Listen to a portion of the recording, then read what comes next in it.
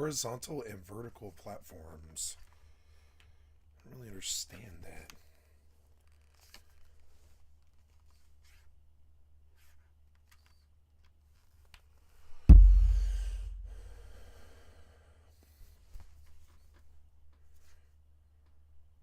Oh yeah, for phone, right?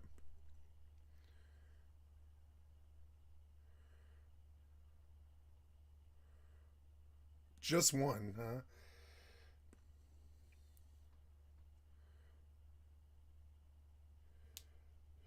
Oh, well, that's cool.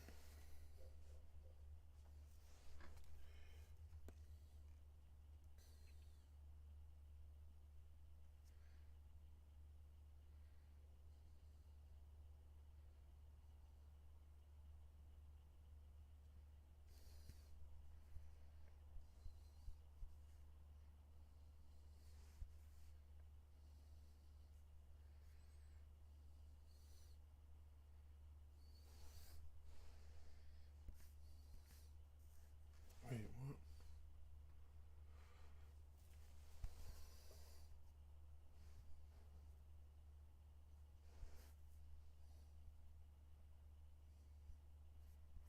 What? Oh, what's up, Patrick? Sorry, I didn't mean to ignore you. My apparently every single one of my pieces of software isn't working. So I'll have to fix each and every single problem one after another here. Probably about 5 minutes. I went to bed, and if you go to sleep as a streamer, every single piece of program will immediately break while you're sleeping, as you'll see right here. So first of all, I guess my chatty just shut off, even though I absolutely did not do that. I 100% did not do that. So there we go. But I mean, that's failure though. That's Windows sucking a lot of dick. Windows is the most clueless piece of shit software ever made, and you can see it. It just loses it registry in the night. My computer my excuse me. My computer shut down last night, and yep, that'll cause a whole lot of registry errors. Like Chatty will just shut down, that kind of thing, and and I'm sorry about that. So I missed what you said. Hello, good day, Patrick. And then let me get around to fixing the other stuff, which will be one by one. The next problem I have is my tablet says that my Twitch is not up. So let's deal with that. I guess we'll just close all of this, all of it, and reopen. My tablet says my Twitch is not up, but we'll go see if that's true.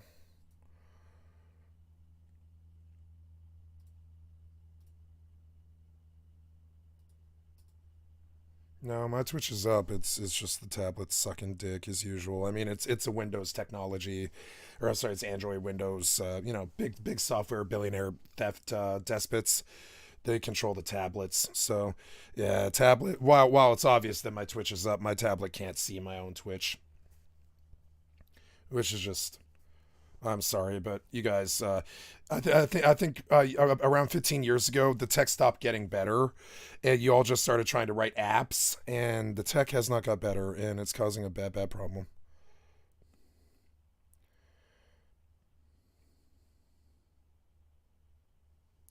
Upcoming streams.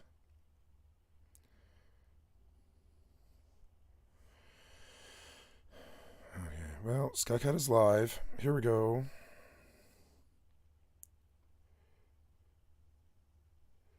There you go. I don't want to worry. I don't want to talk about the trolls, Patrick. I'm terribly sorry. If you continue to bring it up, I will kick you. And I don't mean this as some kind of like I'm not trying to be personal or emotional with you. It's actually the necessity of the trolls is we don't talk about them. And this is true of class clowns or piece of shit humans that suck dick and go to jail and harass people all day. Doesn't matter where it is. It could be in the classroom. Could be on the internet, right? We don't talk about the trolls ever. And if you continue to bring it up, I'm going to assume that you're with them. Don't ever bring up the trolls again, please. And it's not personal. I'm not trying to rebuke you or make you feel bad. You see the smile on my face, you know what I'm saying? Nothing to do with you, but I need you to never bring them up again. You bring them up every time you come into the channel, and I really need you to not do that, or I will assume you're with them and kick you. Sorry. This goes to anyone else here. I need you to never bring this up again, guys. These pieces of shit. There you go. See it? These pieces of shit sucking dick and being efforts all day. We can't actually acknowledge it. So if we do, they win. So that's the name of the game. If you want to play the game with me, you can stay. If you want to keep bring them up every day, I'm gonna assume you're with them and kick you. So. Sorry for being all, asshole about it, but I mean, I can't have you bringing up the trolls pretty much every time you join the channel. You do it every day, and I'm gonna assume you're with them.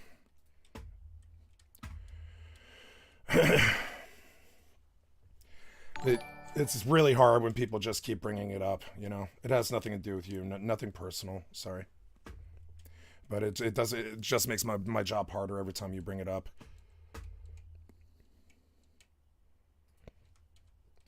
Like we had a good 90 seconds apiece there till immediately the trolls started flared up and all this stupid shit and started sucking dick. First 90 seconds, they can't help it. They're that much of losers. You can see it. They can't help it. So you bringing them up doesn't help it, and it doesn't help me in any way or form. I'm terribly sorry. I know that's rude, but it's the actual reality of it. So.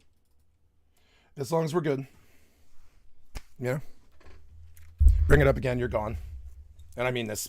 Over the next 50 years, if you bring it up again. Yeah, that's okay. Well, yeah, that's there you go. You get it? Yeah, I think you do, Patrick. I think you do. So understand, this has nothing to do with you. I must ignore them. So if you bring them up, you're helping them. Don't do it anymore. That's all.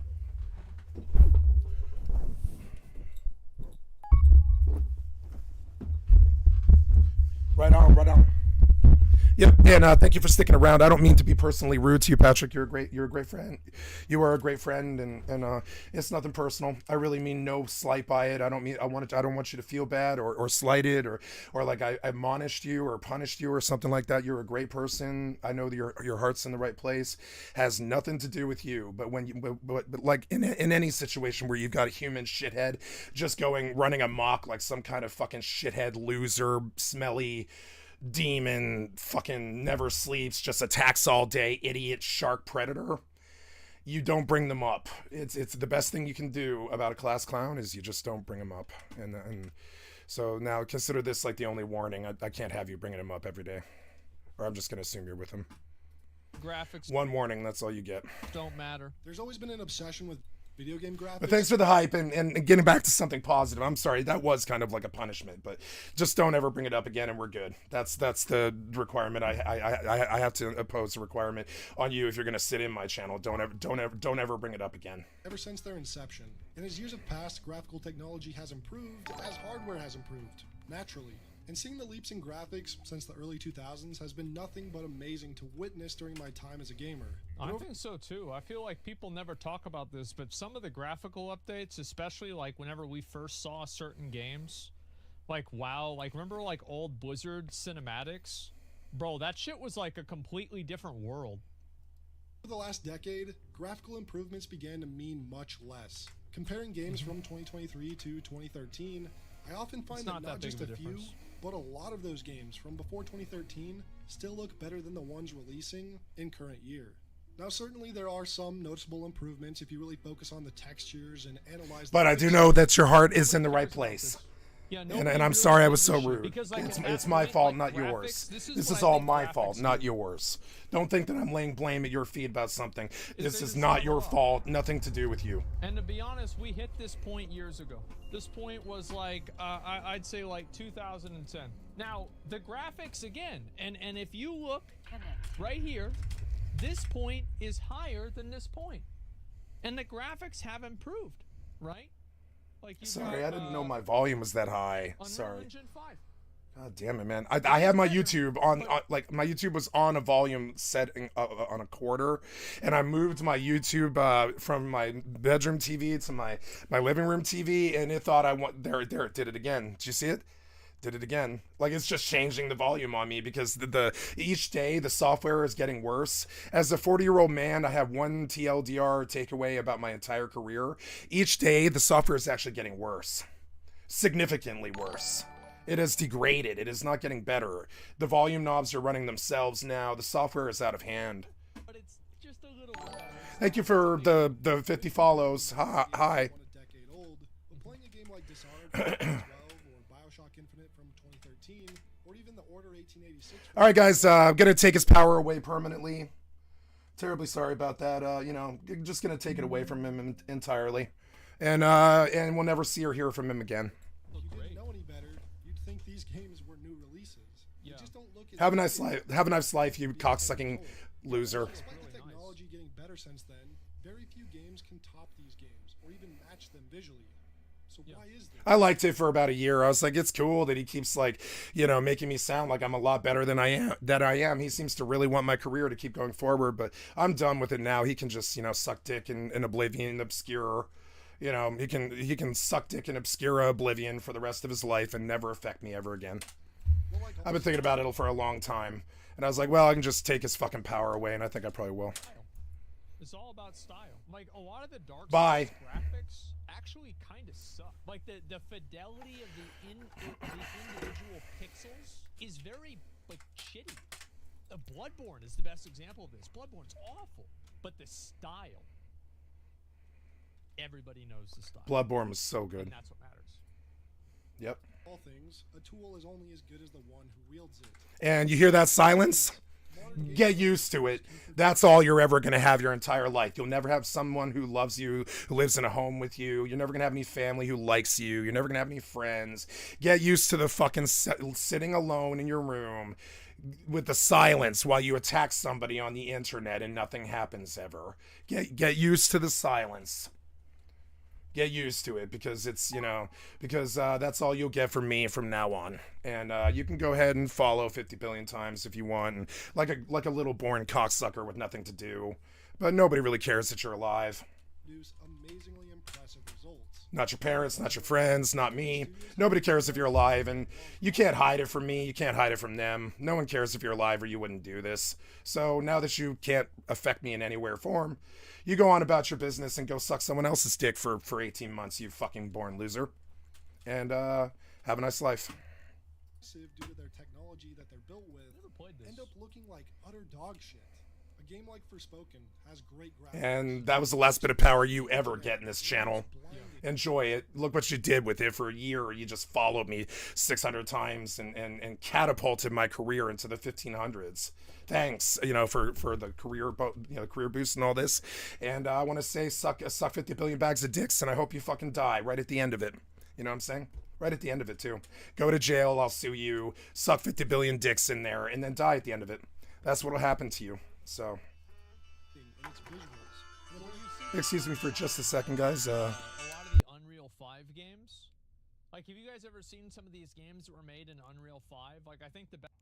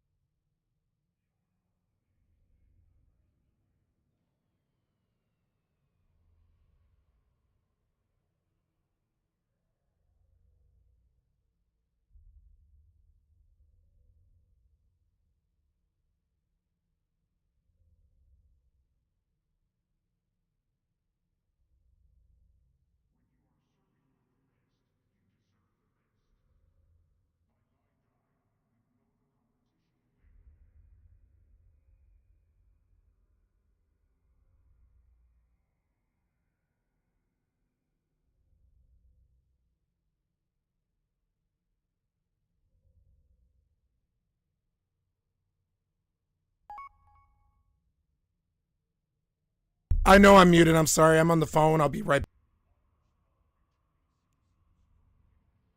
Best example of this was the Quinfall that had like a bunch of just pre-rendered assets put together like it looked like Atlantis.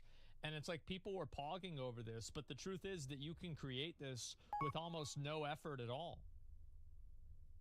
Like, it's not like this was some sort of like expertly crafted place. It was just pre-rendered, you know, assets being put in a world.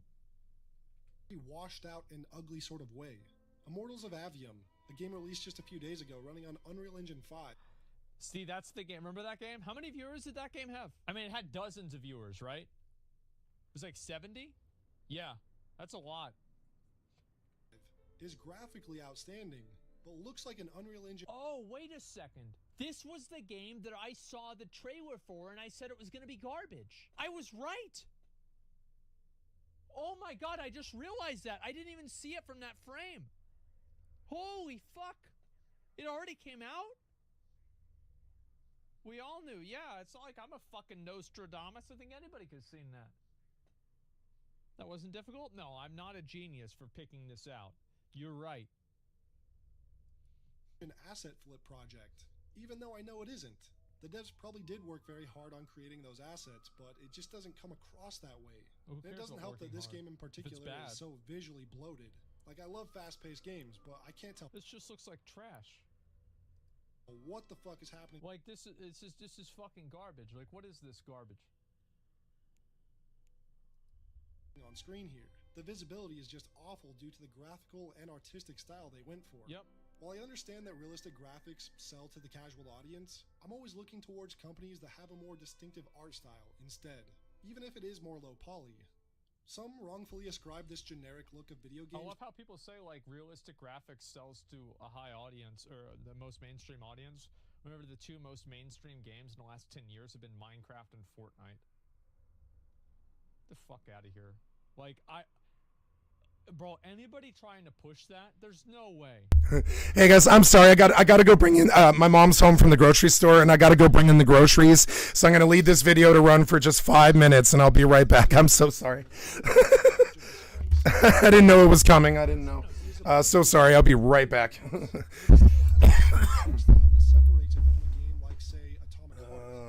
Shoot. Yeah, see, I didn't play Atomic Heart because it just looked like it wasn't good. It just didn't look good. How it's being used. Firewatch, a game made in the Unity engine, is another example of a game that's a visual treat, yet is not what I would consider AAA graphics. And to get to the main point here, I'm a strong believer that graphics don't really matter. To some degree, sure, but we reached a point in the last... Graphics are sprinkles on a cupcake. They might make you want to buy the cupcake, but they don't really make it taste that much. Hello. You don't buy a cupcake because I got it in my hand. 10 years, and especially in current year where graphics have mostly plateaued. So art style. Ooh, have graphics plateaued? I feel like we keep getting better and better graphics. But it's like, really, I mean, they definitely, like, whenever you compare Super Nintendo to Nintendo 64 and Nintendo 64 to GameCube, like, these, like, were fucking massive, right? They were huge. But, like, I would say Unreal 5 and some of the demo engines that they've shown, like, these are, like, photorealistic settings. It's incredible. It is absolutely fucking amazing. Like that one game that was like the police body cam game that people were angry because they thought it was real. And that, yeah, unrecord. Yeah, it's fucking phenomenal how great the graphics are. But not everybody wants to play a hyper-realistic game. Is everything. And the fact that games from 10 to 15 years ago still hold up really well today is a testament to how true that statement is.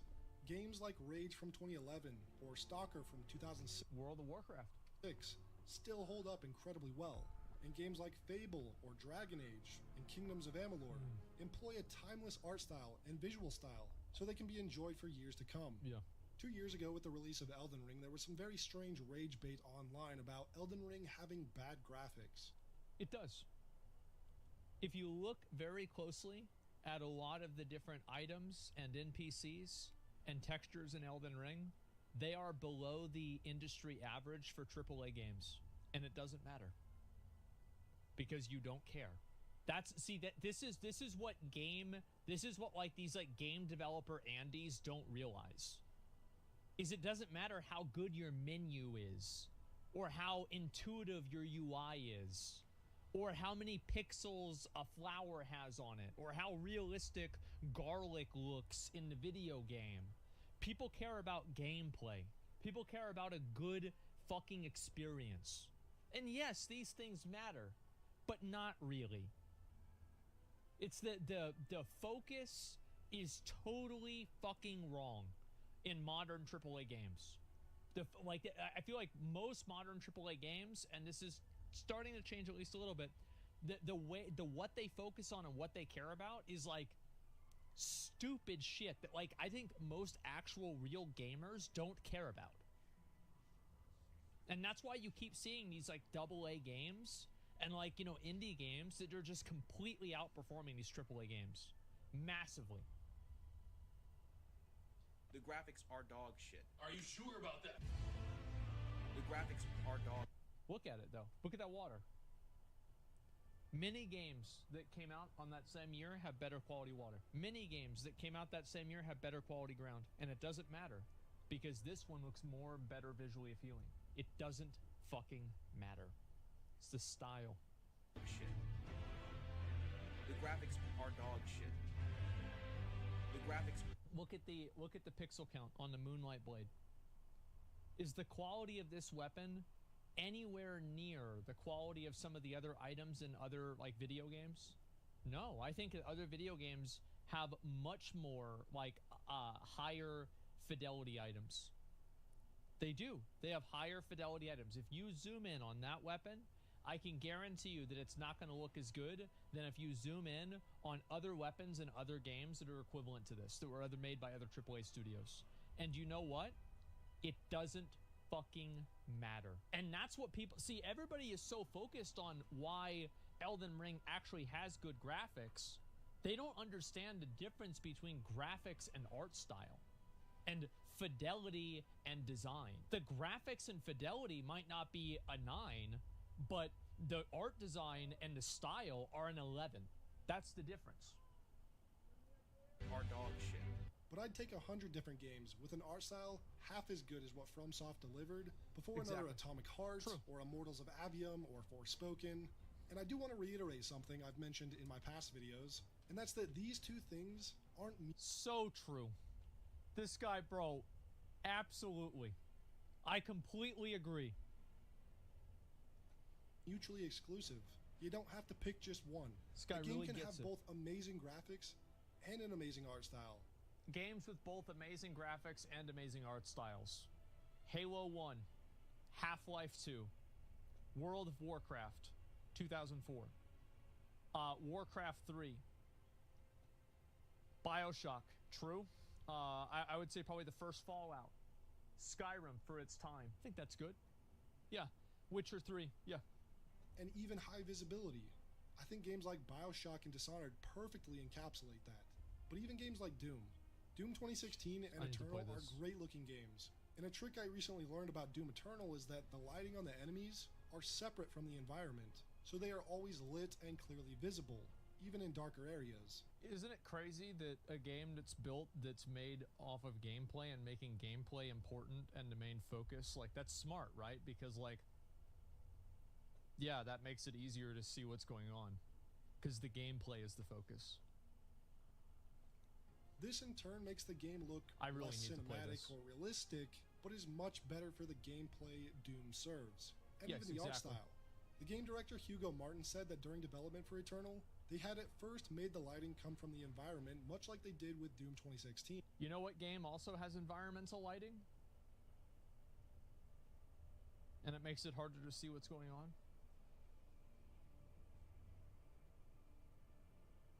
Diablo 4. But in playtesting, it felt really bad because oftentimes you couldn't clearly see what it was that got you killed. And with Eternal being a much more punishing game and more fast-paced than 2016, visibility took precedent over realism. There it is. I think what's really important to take away from that is visibility really matters in games. It I isn't always felt like visibility in Apex kind of sucked, personally. just Immortals that has this problem. It's a problem I and many others have with many other modern games. Yeah, like I always had a problem seeing things. I don't know why. I never had this problem in like Warzone, like, besides like that one like the like latex like rose skin. Hi guys, so sorry about that. I never had this problem. In Oops, any my other, lights. any other shooter. Now, I primarily play PC on a 27-inch monitor. Like Okay, so sorry to disappear on you like that. My mom, she needed me to bring in groceries from the store. Help me unload the car. You ever get that? Help me unload the car. It's kind of funny. But anyways, good to see you guys. So sorry. We're going to really start the stream now permanently for the rest of the night. And I didn't know, pretty much, do you see how all of the software stopped working? The phone calls came in to the second, pretty much the second I started the stream. It was like 1 minute, 35 seconds in. I didn't get a phone call for 16 hours or any problems or anything. No programs crashing or anything. But in the first and this is an inherent truth that you will face if you're ever a streamer. In the first 3 minutes and 45 seconds, I received 2 phone calls, 5 program crashes, and a run up there to unload the car. And none of that would have happened at all unless I started the stream. So understand, if you start the stream, systemically, the magic or the energy or God or whatever the fuck that you believe in, the force or whatever, will immediately understand that you need to be interrupted, and it will fire off missiles in the first 90 seconds of the stream every single time, every single day. And this is a fundamental reality about being an entertainer.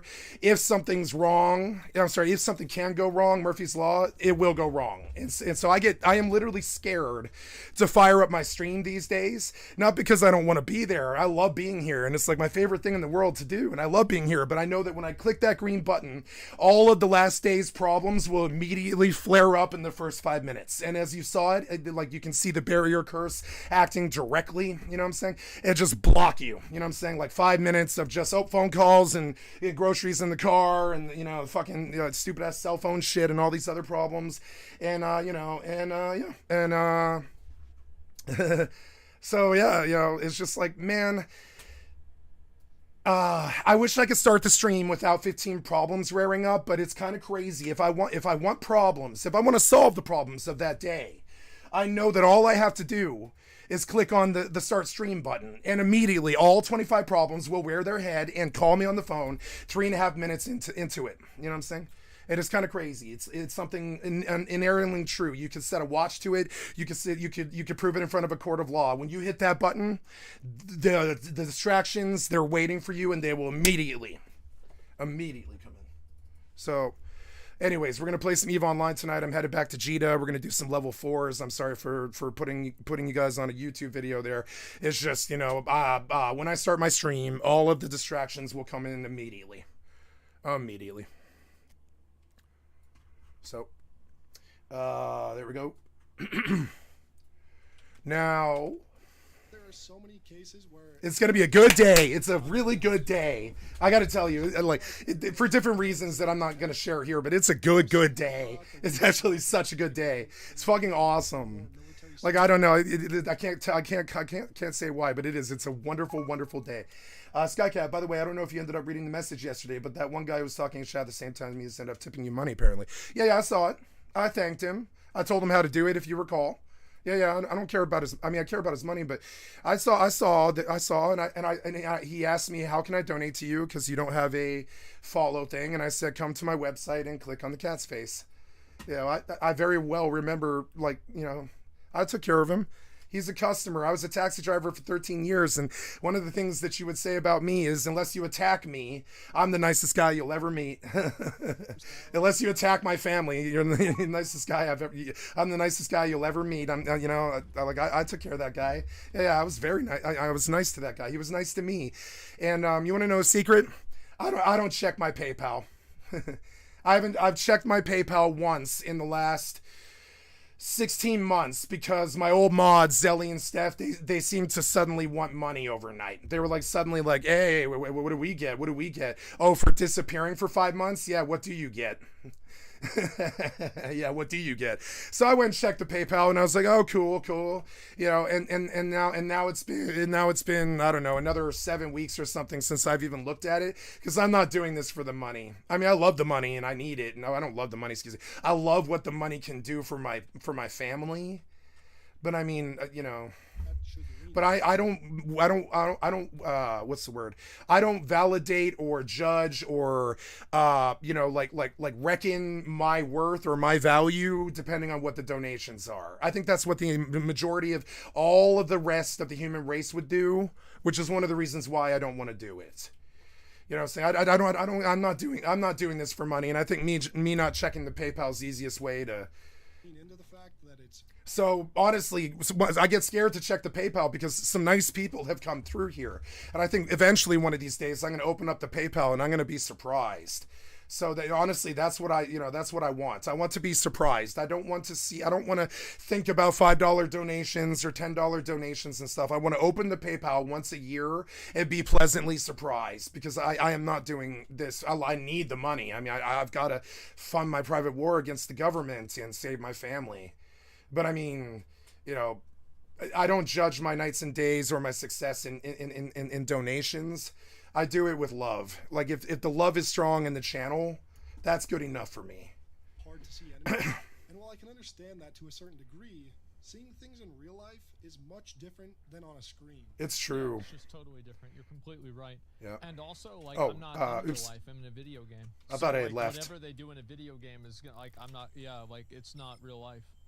Looking at a mountain range in real life versus a picture of that mountain range, your eyes can pick out much more things in person, whereas in a picture you're going to lose a lot of detail because you just have captured a 3D environment. Well, you don't have the one of the reasons why is that you don't have the depth perception. Like looking at a monitor, monitors are good and like they become better at, like, you know, projecting depth, but it's not going to be like real life. But on a 2D plane.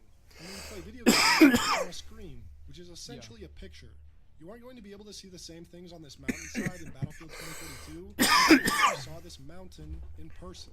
Yep. I think back to the 2008 to 2012 era of FPS games, and the textures were a bit lower resolution, but the character models were often highly detailed, and it really made them stand out by having sharper objects on somewhat of a more blurry backdrop.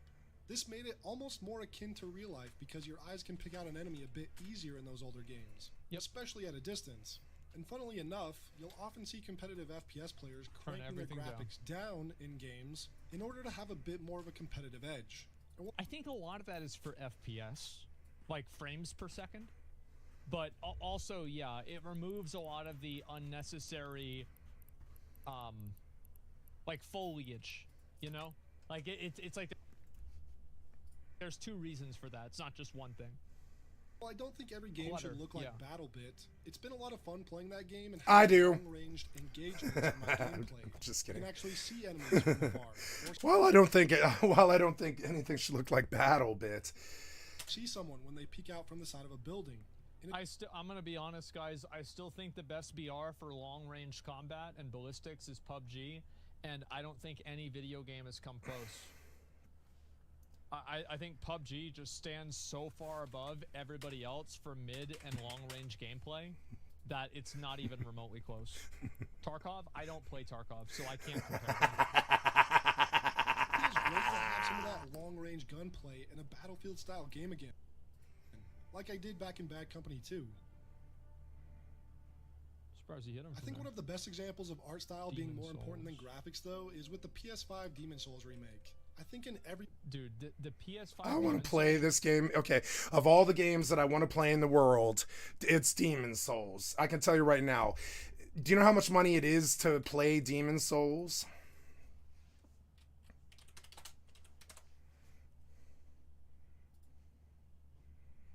I don't know. I don't want to go there. I know that. So, it's like $400.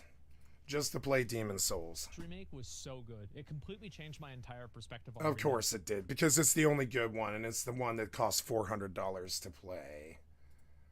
I'm sorry, but I don't like Sony anymore, and I'm glad that I gave my PS4 Pro away. And I think the PSN is the greatest value of any monthly, but I never liked monthlies in the first fucking place, and I don't like it. The console war companies did this with the Nintendo and the Xbox and the Sony. We all had to suddenly start paying them like they were an MMO company. And sure, they were giving us free games, but we didn't have the choice of what the free game was. And it all just seems kind of like giant corporatization, March of the Bastards stuff to me.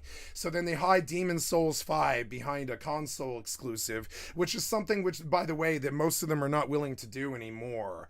It's got to be a Final Fantasy 16 or something like that if they're going to do a console exclusive, or like a Horizon Forbidden West or whatever, because it's just, you know, that's the kind of money it takes to do console exclusives. And this stupid separatist bullshit between the console wars has cost us. And now it's cost me something that I actually really cared about. I'm one of those people that actually played Demon's Souls when it was fucking current and actually really loved fucking From Software since King's Field 1 and 2 on Sony PlayStation 1. I'm its oldest fan. I'm there with the oldest Japanese kids who knew about From Software long before the fucking the cool kids knew about goddamn, you know, when I saw From Software, I was like, wait, this is From Software? I saw my friend playing Demon's Souls, and I was like, wait, this is From Software? And he's like, yeah. And I was like, King's Field 2 is like one of the greatest games ever made. I love From Software. I love them, you know? I want to have 10 million of their babies. I love From Software. And that was the day one that I ever saw, you know, I saw my friend playing Demon's Souls on the projector, my best friend, and he loved Demon's Souls. He was a Demon's Souls fanatic. He must have beat it like 7 times or something like that. And he beat Dark Souls like 5 times, and I beat Dark Souls like 5 times. I beat Elden Ring 1.5 times and Bloodborne twice, 3 times, you know, beat Dark Souls 2. I haven't beat Dark Souls 3, but I've beaten King's Field 1 and King's Field 2, which I think are better games than Dark Souls 3. And so, believe it or not, on the Sony PlayStation 1, there was King's Field 2. And we saw a tiny bit of From Software's greatness way back before, you know, 10 years before Demon's Souls even. 10 years before Demon's Souls, we saw From Software come to the stage with a game that, you know, was, I think was revolutionary. And there's the From Software, so you understand. I'm not fucking around. This game is a classic. It was a first person Souls-like. Think Rust, but think Rust, but it's Elden Ring. And you have King's Field. King's Field was terrifying. It was the hardest game, hands down, the hardest game I had ever played. Hands down. It easily beat those old crappy Nintendo and Game Boy games that weren't balanced. It wasn't balanced. It was not a balanced game.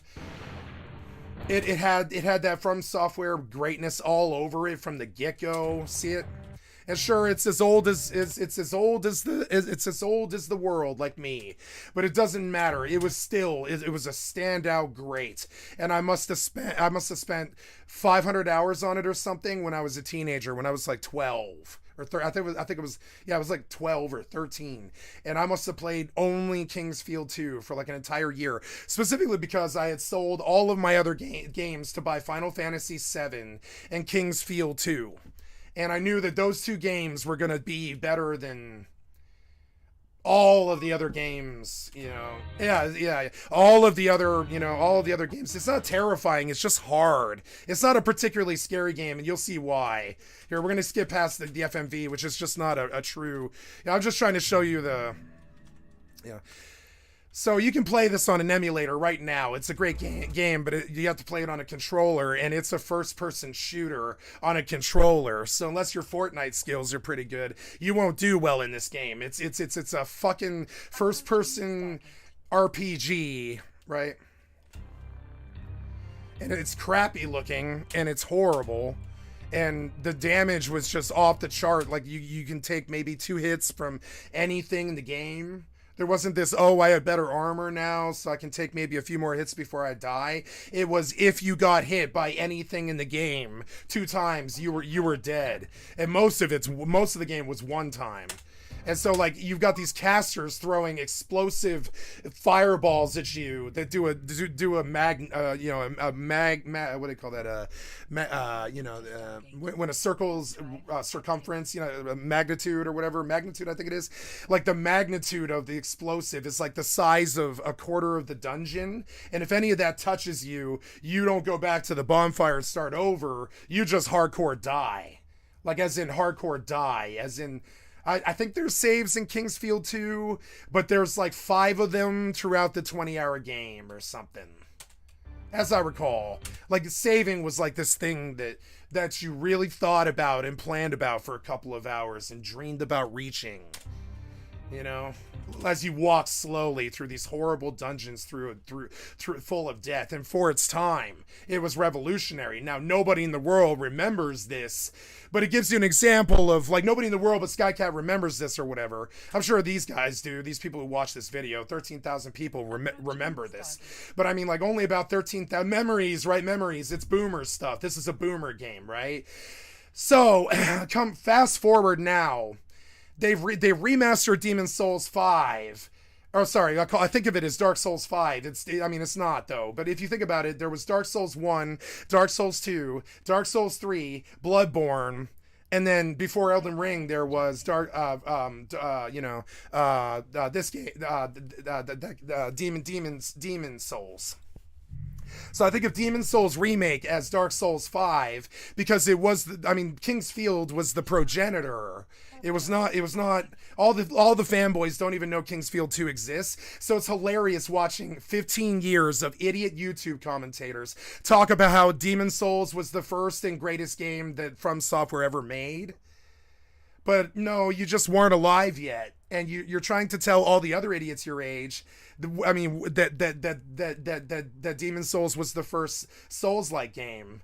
But it absolutely was not. You're just really young and really naive. And you can say things are true, but you in reality don't really fuck with each other a lot, etc. And so then those of us in the know, we go back and trust me, for 15 years they said Dark Souls was the first Souls-like. And I think, no, you're just young, naive, and stupid and ignorant. And you got to see it from a boomer's point of view. You really do. So that, like, but we don't often open our mouth. I'm opening my mouth right now.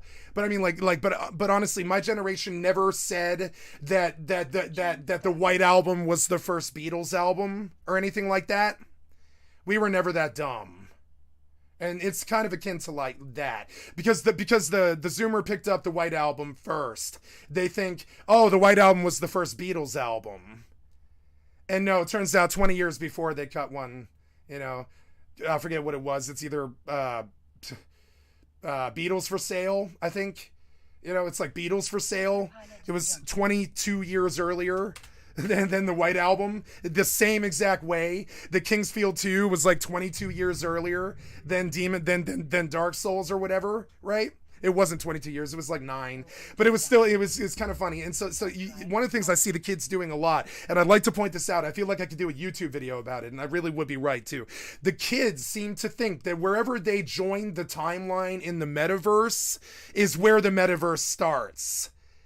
And you'd be surprised how often they do this. And they like to lecture us about being dumb boomers and ignorant and loud and angry. And you wonder why we're so angry and why we think you're kind of dumb. It's because you guys do sort of think that the White Album was the first Beatles album or that Dark Souls is the first Souls-like.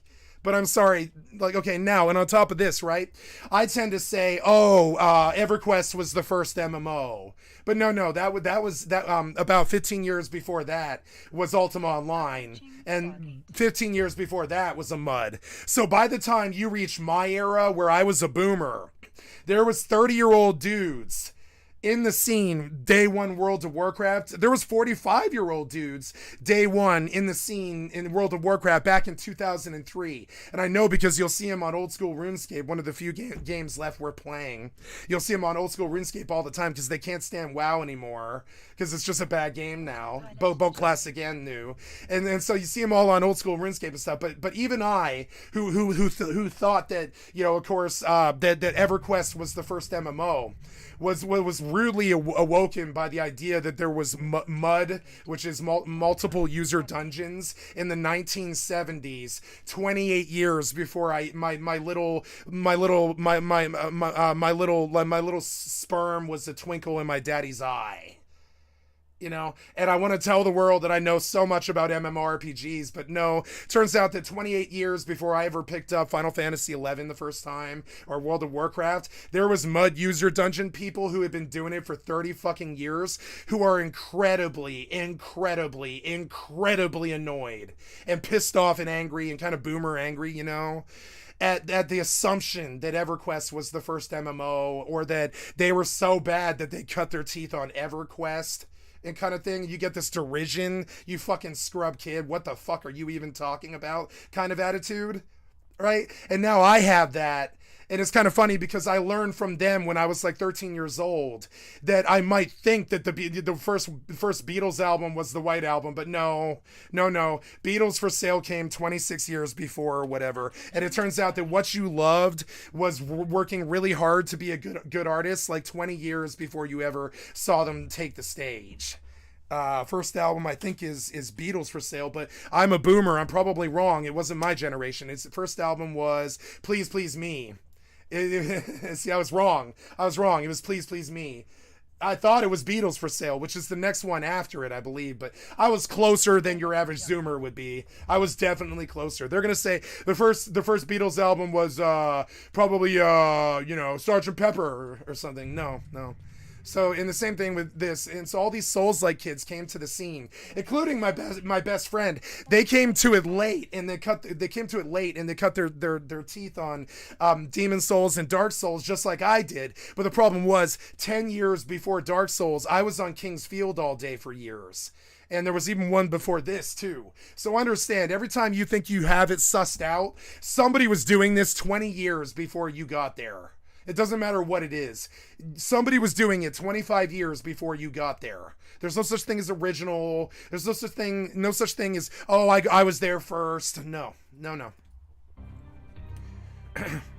You'd be surprised how many nerds my age are acting like they know everything there is to know about video games. But then they don't even know what this is half the time. And I'm like, I don't know, man. Like, I know more just as a casual user of a PlayStation 1, I think, often than a lot of these people do. They're gonna drop Legend of Dragoon. I'm gonna drop King's Field 2 because they're JRPG idiots who don't really know good RPG. They're gonna drop Legend of Dragoon and Final Fantasy 7. I'm gonna drop King's Field 2. I know what the future was. Future was Dark Souls, not Final Fantasy 7 remake. Tell me I'm wrong. The future was Elden Ring. The future was not Final Fantasy 7 remake. Nope. So it matters. This stuff matters. It sounds like I'm angry, but I'm not. I'm just trying to show you something about what you might fundamentally think about yourself that you think you know. My first assertion to you is, if you're the kind of person like me to believe that you're a fucking expert about something, dispel yourself of that notion immediately. There's always something else to learn. There's always somebody who was doing it 25 years before you. There's always some expert who doesn't write a book. There's always somebody who's got an album that you never heard of or something. And so this assumption that you're right or you're good or you know what you're talking about or you need to judge someone else or attack them or be a shithead to them or something like that because you think you know better. No. You're just some asshole who's full of themselves. And I know because I'm one of the worst ones. Sometimes I act so superior because I'm like, nah, man, I'll drop 30 years of knowledge before you even start your goddamn timeline. I'm serious, too. I'll drop 30 years of knowledge before you even start your fucking timeline. And there is value in that.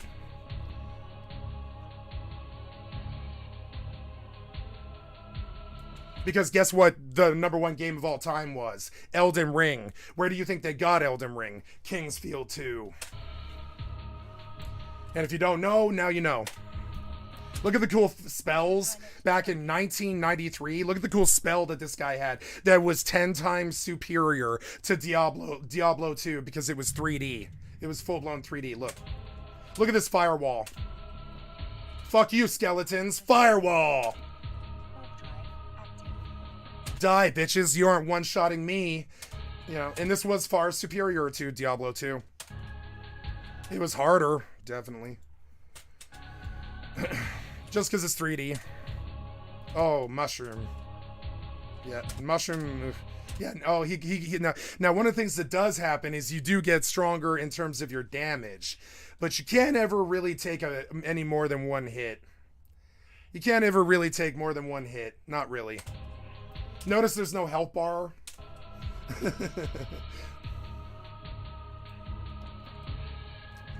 The spells were so cool. I think we got our point across here. It's just kind of funny, like, so I think Demon Souls, you know, etc. And it's kind of cute. It's cute. It's cute. It's precious what he thinks. It's precious. It's cute. And I'm only like 7 years older than this kid too. But it's cute what he thinks. It's cute and it's precious and it's not based in reality. Like a lot of people. I lost hope in remakes until I played this. Yep. And I hate hearing that because I think, oh my god, it's good. And I think, oh my god, I'm not buying a PlayStation 5 for just Demon Souls. I'm not doing that. The remake is worse than the original. I'm not doing that, you know what I'm saying? The art direction became more generic looking, and both the enemy designs and environments have been changed to go against the visual storytelling that the original did so successfully. That didn't bother and me. In turn, I never played the original. While Elden Ring doesn't have the graphical fidelity of the Demon Souls remake, Doesn't. Yes, it does. Yes, it does. I would say Elden Ring is superior. Well, not superior, but I would say it's far bigger and far more beautiful. I think it's a far better looking game because of its incredibly strong art direction. Another example I've mentioned in the past is about the Destiny franchise, where there are many instances where... That's Destiny 2? My god. I mean, I never thought Destiny looked good, but man, the reminder... Another example I've mentioned... I mean, it looks good, but it's... It's Destiny 1. I mean, it's okay. It's a lot of detail. It's okay. But now it's... Yeah, but see, I feel like I like the first one more. I feel like the first one had more detail. There are many instances where... Destiny 2. Another example... Destiny 1. I've mentioned... Destiny 1. Destiny 1. The past is about... Destiny 2. It's better. But it's hard. Where there are many instances... 2. It's like eyeglasses when you're at the eye doctor. Another example. A or B. A or B. A or B. A. B. Is A stronger? Is B stronger? Is it A or is it a B? The Destiny franchise, where there are many instances where... Another example I've mentioned... I think 2 is better, but only because it's higher resolution, not because it was drawn better. It's Destiny 1. Destiny 1. Yeah, 2 is better, but only because it's higher resolution. That's it. It looks crappier to me. There are many Damn it. instances where... Another example I've mentioned... I think it's 1. 1 seems like it has more depth. It's Destiny 1. The past is about the... I mean, 2 looks better. It just fundamentally looks better, but it doesn't look nicer. There are many instances where... Another example I've mentioned... It doesn't look nicer. One looks darker and older, but I don't think it... I think it looks better. The past is about I feel like this has more definition, but it makes it look crappier.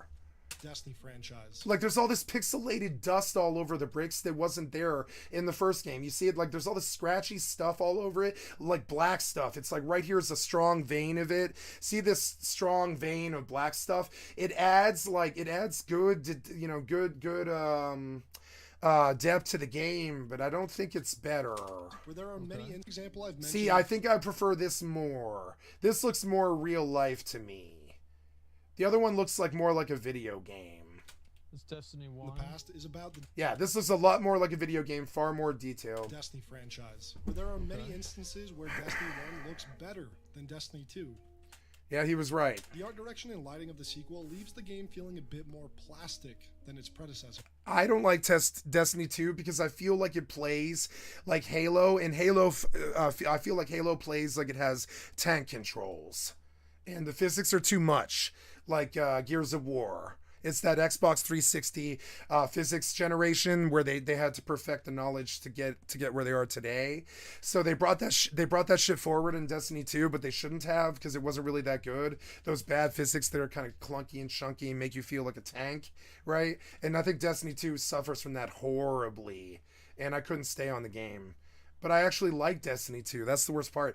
As far as free MMORPGs go, I think Destiny 2 is actually one of the better ones. But it's something about it. It's hard to stay there. I couldn't tell you what it is, but it's hard to stay on Destiny 2. I think it's part of it's like the UI is annoying. Part of it's the tank controls. Part of it is it's got this like space marine execution that seems derivative and not as cool as something like Warhammer or even Halo. And while there is definitely some incredible... The Traveler story wasn't something I cared about. The backgrounds were great and the atmosphere was great. But Destiny 2, I think it was like this placeholder for Bungie. I think it was a placeholder game. I think they needed something to slingshot themselves into whatever they're going to make now. I've always thought this. I always thought Destiny 2 was the stopgap between Destiny 1 and whatever their new license is going to be. I've always thought that. Ever since day one, I was like, well, Destiny 1 sucked dick like Final Fantasy 14. People forget about this, but Final Fantasy 14 died the first 2 years it was out. It had a population of 45 people. I know because I was one of them.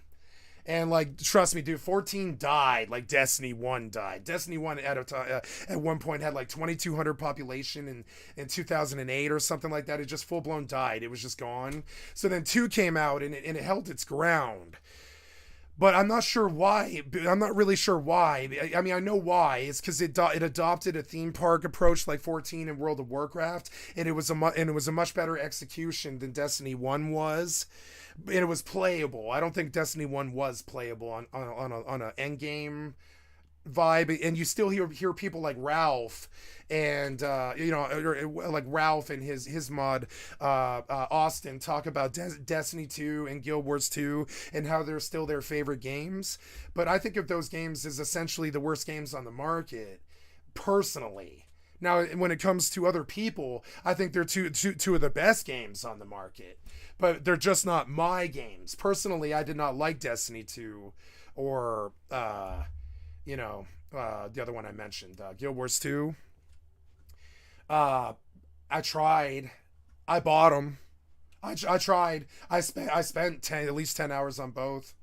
And I was like, yeah, I'm sorry, but this is just not the game I'm looking for. It's just not the game I need.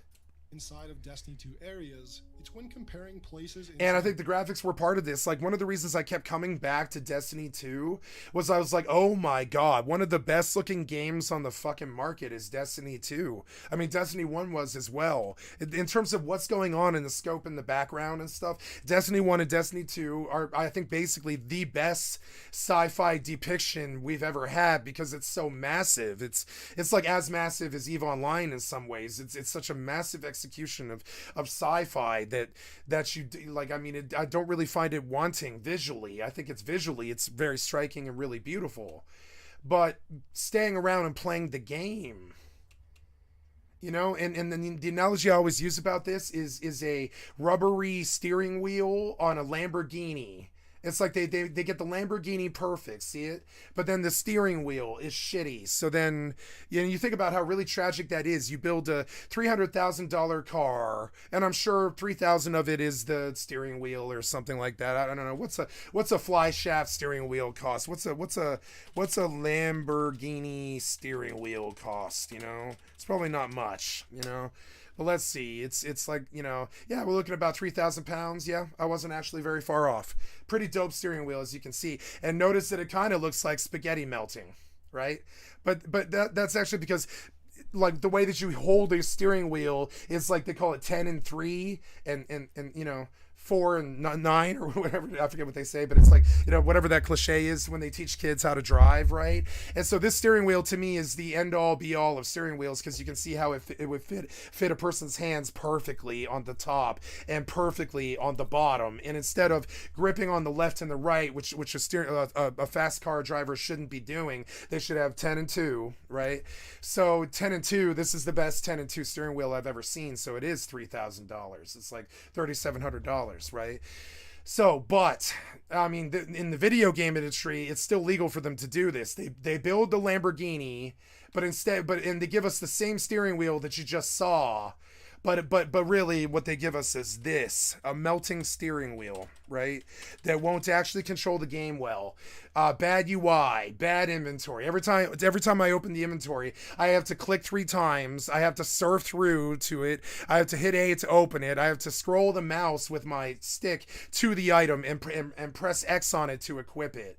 And PC can just hit V and hit left click and they're done. Right? But the controller guy is fucked. He's got to click like 26 times to go equip a chess piece, and I really feel for him.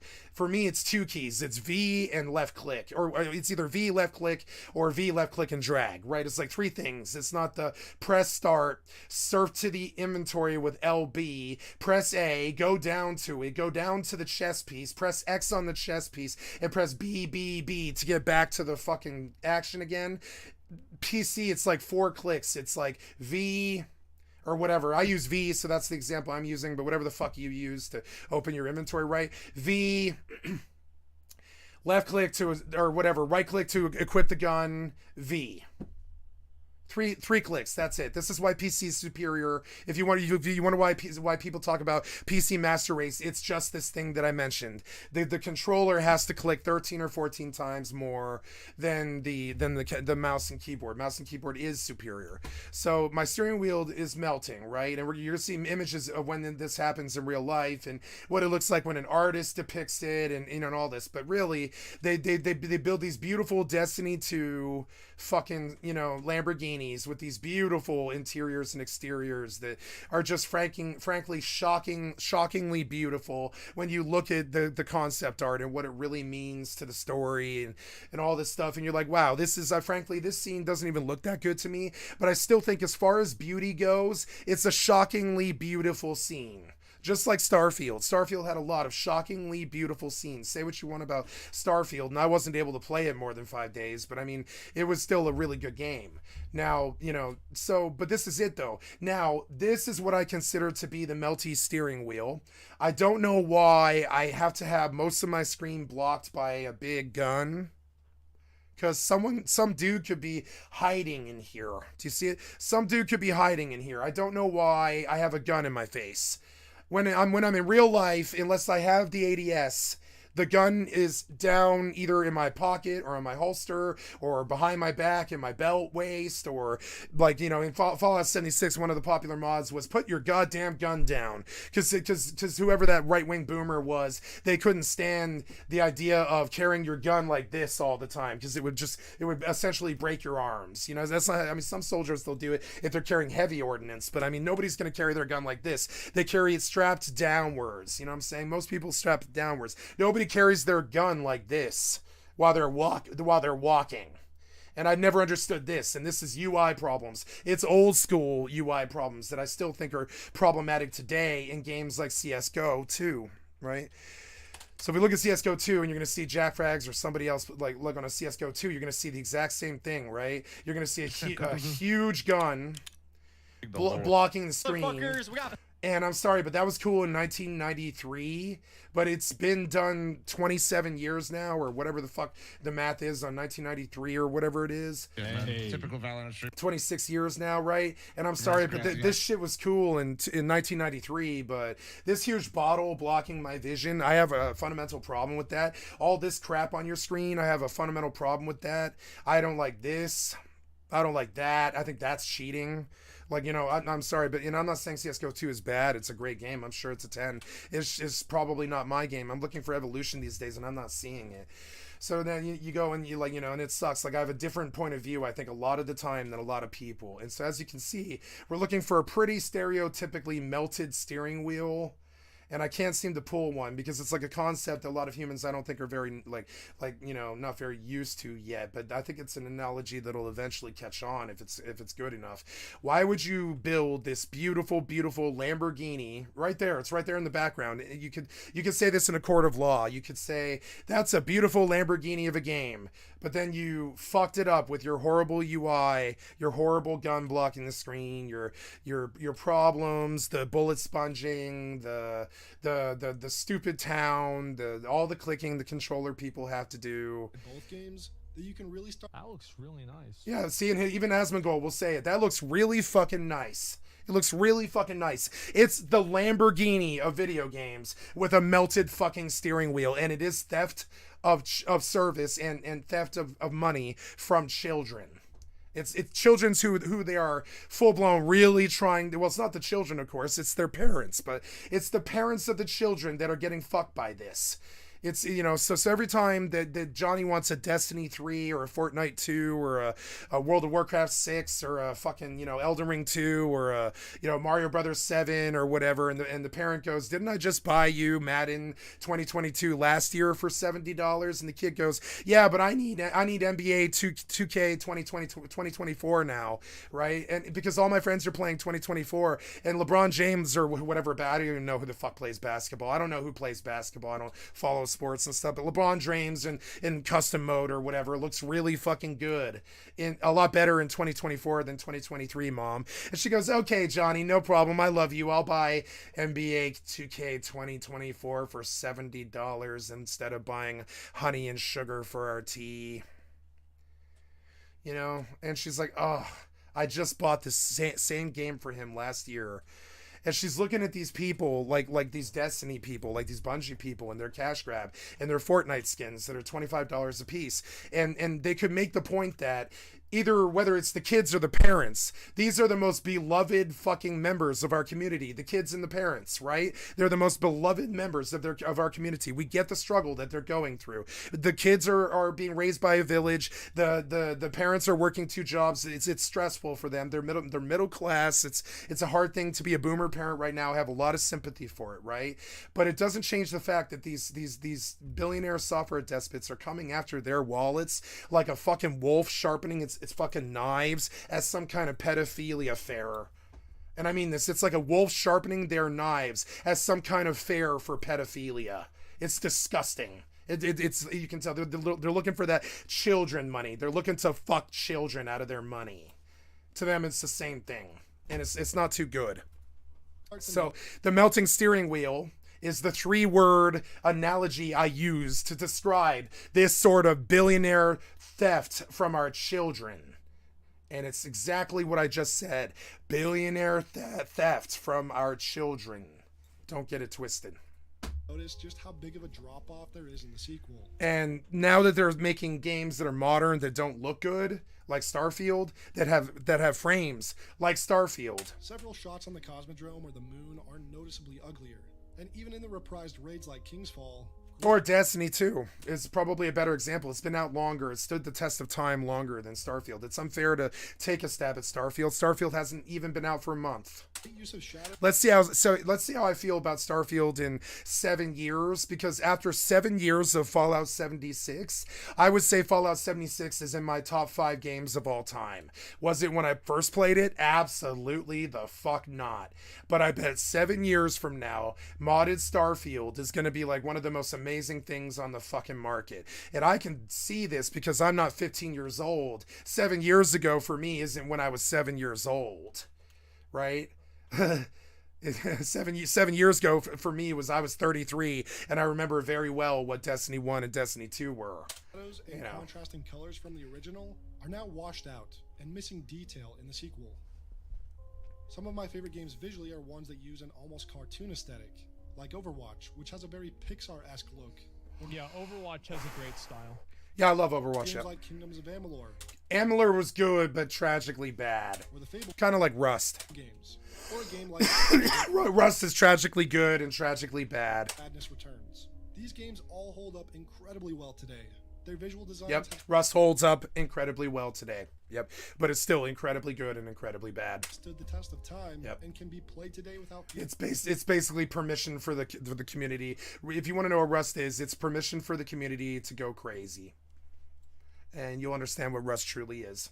It's a creative mode sandbox designed to let the community just go crazy. It's exactly what Gary's Mod was. Rust is Gary's Mod. And if you don't know what Gary's Mod is, it's an excuse for the community to go crazy. Feeling too dated due to the strength of the art direction and atmospheric design. And we love them for this. We love Face Punch for this. We say Rust is the best. Well, we say Minecraft is technically the best game ever made because it was the exact same thing as Rust. It was, here's a creative mode, kids, go crazy. And it was genius, right? And so is Rust. Rust is basically Minecraft without the terraforming. You go upwards in Rust. You don't go downwards in Rust, right? Minecraft, you go downwards. You don't really go upwards unless you're building, right? Rust is like you go upwards, kind of. You build upwards. Now, some games have bad art style and bad graphics. I think Pokemon's the same depth upwards you can have. Actually, you might get more depth in Rust than Minecraft. If you come and look at something like the biggest base in Rust, you'll begin to understand that it rivals anything anybody's ever done in Minecraft. You know, it does. If you understand how long it would take you to walk through it, you'll understand that really Rust is Minecraft pretty much. Yeah. This is a pretty big base, but so. And he built it legit too. So, but I want to see the journey. I want to see the end result. Right. Never spent shopping. Bigger, but I hope this at least makes top 10. It's horrible. The big clans and wow. Like, wow. There it is. There it is. That's what we're looking for, right? See it? He wrote the word cuck in high qual. And when you begin to understand, it's not just the walls. He could have done all of that. He's doing the walls because he doesn't want to get raided. But he could have done all of this all the way out here. He could have if he wanted to. It would have to be in creative mode because the cost of this would be so insane that you would need like 50 people working around the clock to pull in the income to actually pay for the upkeep for all of this. But you begin to understand that Rust was just Minecraft but upwards. See it? Upwards, not downwards. Upwards. And Minecraft's a greater game because you can go 650,000 blocks deep or whatever. It doesn't really matter. But I mean, in Rust, you can go pretty high in the sky, as you can see. This is actually a 1, 2, 3, 4, 5, 6, 7, 8, 9, 10 story building. And he easily could make it 30, 40, 50, 60 stories, I think. Like a Empire State Building. And I would say it's not as great as Minecraft, but I'd say it's definitely as deep in a different way. It's building things, not digging, you know. But, you know, and if you want to know why I love Rust, it's because this is possible. It's not for the shitheads. It's not for the guns or the recoil or the raiding or the bombs or anything. It's because of this. I could give two shits about what most of the Rust community cares about. This is what I care about. And I don't do this a lot either. I just need it in my game. It's in my EVE Online. It's in my FFX. Well, it's not my FFXI, but it's in my Rust. You know, I should play Minecraft, but I don't like building. I have some hours in Valheim. Valheim is like this. Valheim is a really, truly, wonderfully good game. So just understand, like, you know, the graphics don't need to be good. It's about Scarlet and Violet the depth of the game. The depth of the game is what I'm looking for here. Pretty good example of that. Both graphically and artistically, they look like absolute shit. And that's not the Switch's fault. Sword and Shield. That's a Pokemon game from the last 3 years.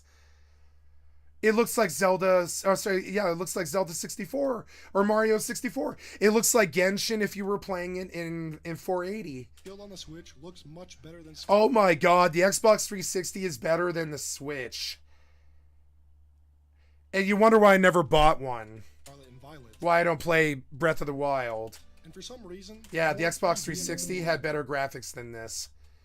Uh-oh. Games have gotten the worst of visuals and art direction.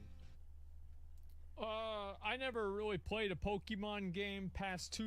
Yeah, so let's go look at Skyrim on Switch compared to Skyrim on PC. Can I get it? Can I get an image like that? Uh-oh. Uh-oh. Yep. So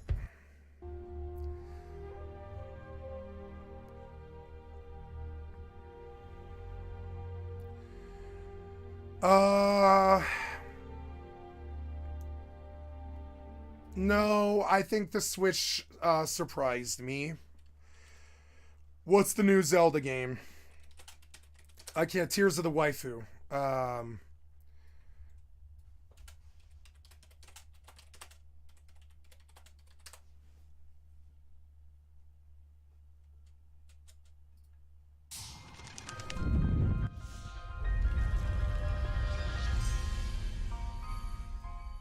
Thank you, the last 5 people whose videos I watched.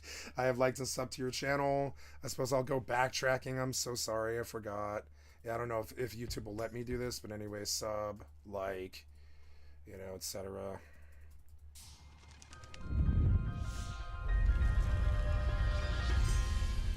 Game over, Jesse. Game over.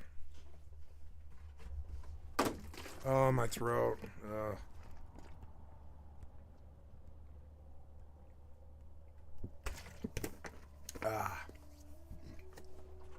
Excuse me. Beautiful, but it still looks like Xbox 360. It's better than it could be. That would kill you. Why is he wearing a skirt? Why am I getting an upskirt of Link?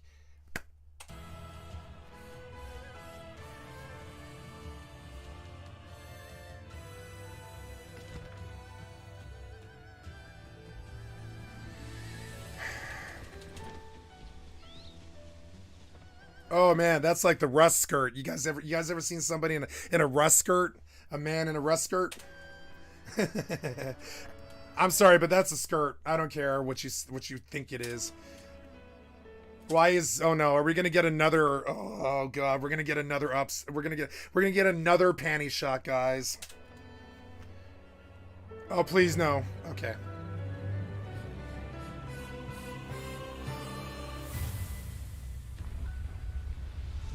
He looks more feminine than masculine. But I suppose he was an elf.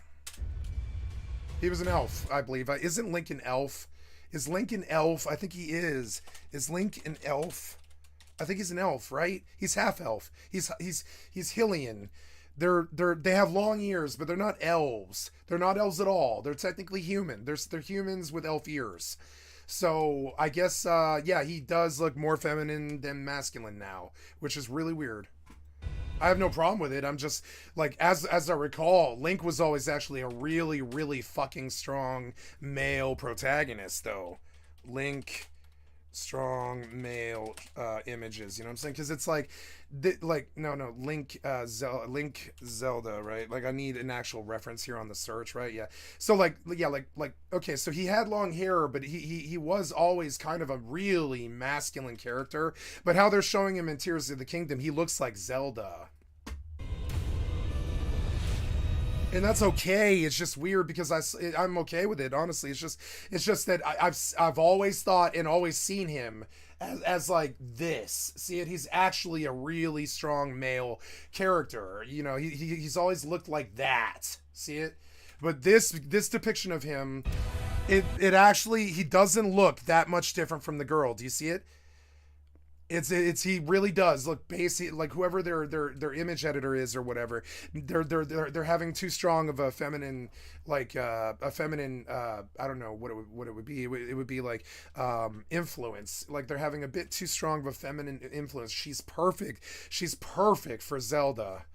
But it's not good for Link because Link always looked like this. Do you see it? He looked like this. You know, that's a very strong male. And say what you want about strong male masculine bullshit or any of this fucking pro-male, anti-woman, you know, misogynist bullshit.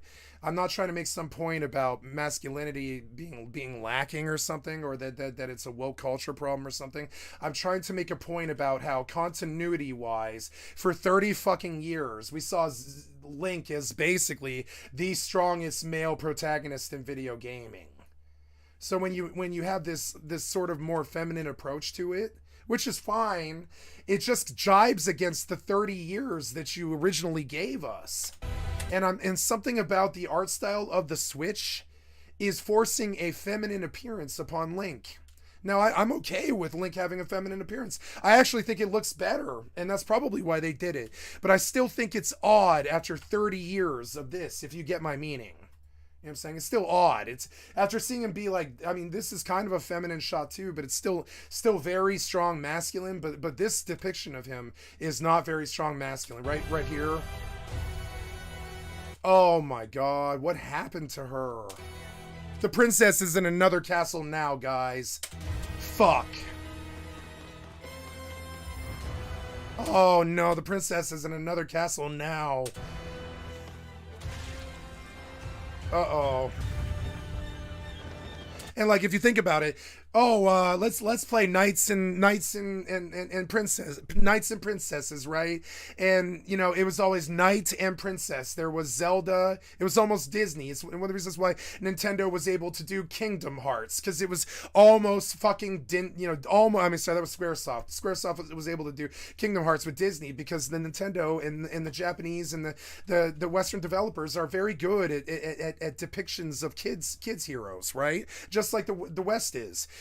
So, or Disney was. So, but this is not the depiction of Link that they've made for the last 30 years, not even in recent titles. This is like a feminine Link.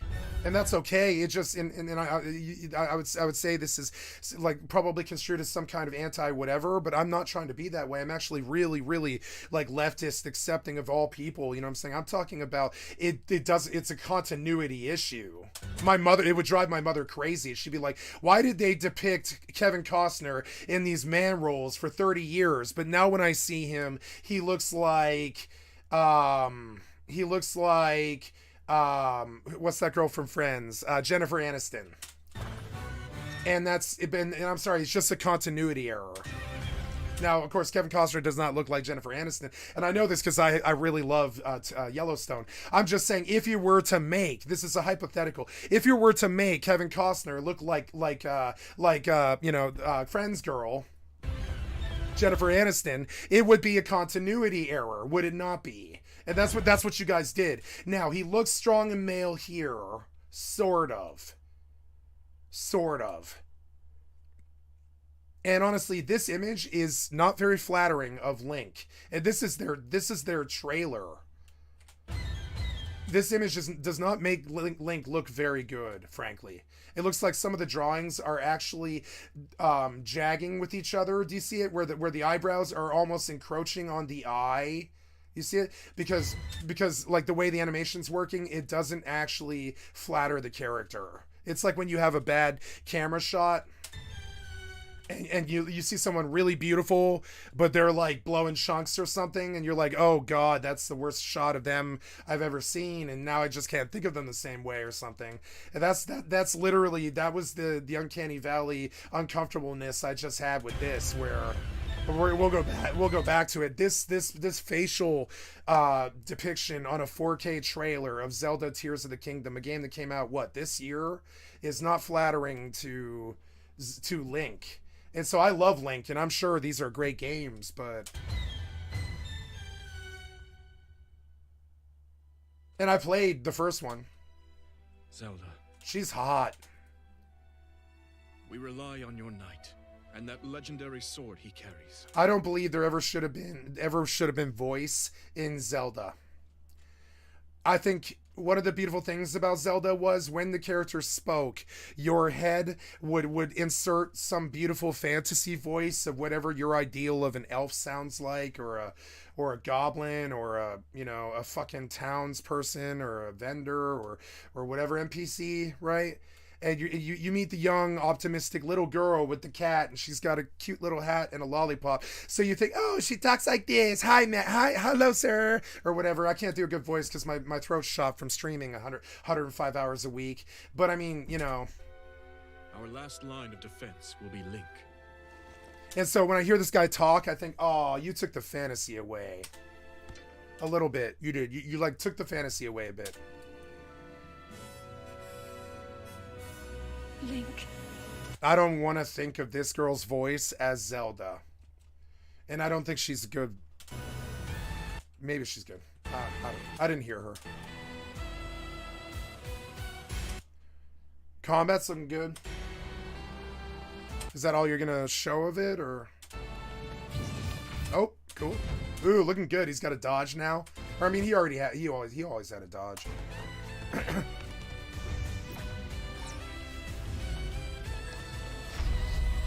Right on, right on. That's cool. It's good to see it. Yeah, you love shit like this. This is original Nintendo rare shit. You're on a minecart. There's monkeys and stuff attacking you. Minecart madness. Minecart madness. Deal with the minecarts. The minecarts are on a track and they're running and you can't stop them. Minecart madness. Minecart madness. You know what I'm saying? Minecart madness.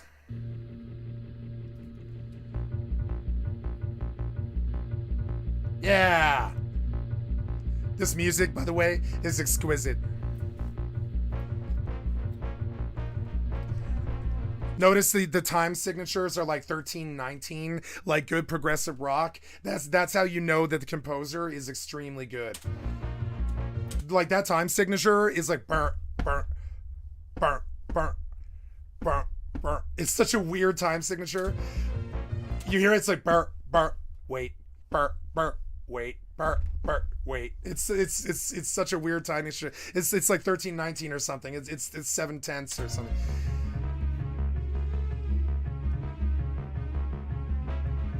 Oh no, you're on a Minecraft and it's spinning out of control, and you know the love of your life is at the end of the track or whatever. It's an analogy for life. Just keep jumping. Just keep breathing.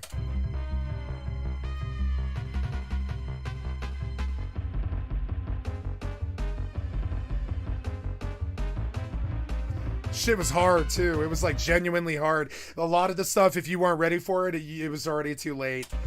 Like that, if you just weren't ready for it, and that's a hard jump, believe it or not. It doesn't look hard, but it is. That was like one of the hardest jumps in the game. It was a scary jump because if you caught your little edge right here on that pixel, it was a full blown death, and then you drop in the pit. Notice there's a pit, right? So he can't jump when he's in the air. So if the minecart breaks, him and the monkey fall dead like stone into the pit. They don't get to jump out. Or I think the monkey gets to jump out, but at least Donkey Kong is in the pit. The monkey gets to jump out, as I recall. Yeah. But the ape has to, the ape has to die. You hit the minecart. You have 2 lives. It was genius. You have 2 lives. You can screw up once, but you can't screw up a second time. The monkey will carry you, but you have to be the monkey. See that jump is terrifying to me, frankly, because it's actually really hard. You have to do it a bunch of times to get it perfectly. Like man, Rare was. I must have beat this game like 30 times or something. Notice how the graphics don't look that much different than the new Zelda game.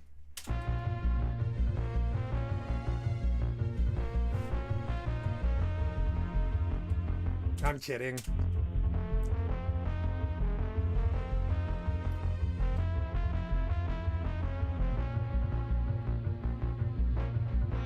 Now, on a Switch screen, Zelda probably looks amazing. And this is something that I do. So I said something really evil right there. And I attacked Nintendo when they don't deserve it. And I attacked Switch when they don't deserve it. And I attacked Zelda, when Zelda 2, when they don't deserve it. And now I'm going to speak as a good master debater shall. I will fight my own argument on the other side, okay? Here's how I will defend Nintendo. On a Switch screen, Zelda 2 looks like God's vagina. And that's good enough. And if you don't know this, you're an idiot. I don't care what graphics are on a television screen for the Switch. On the Switch, the graphics are great.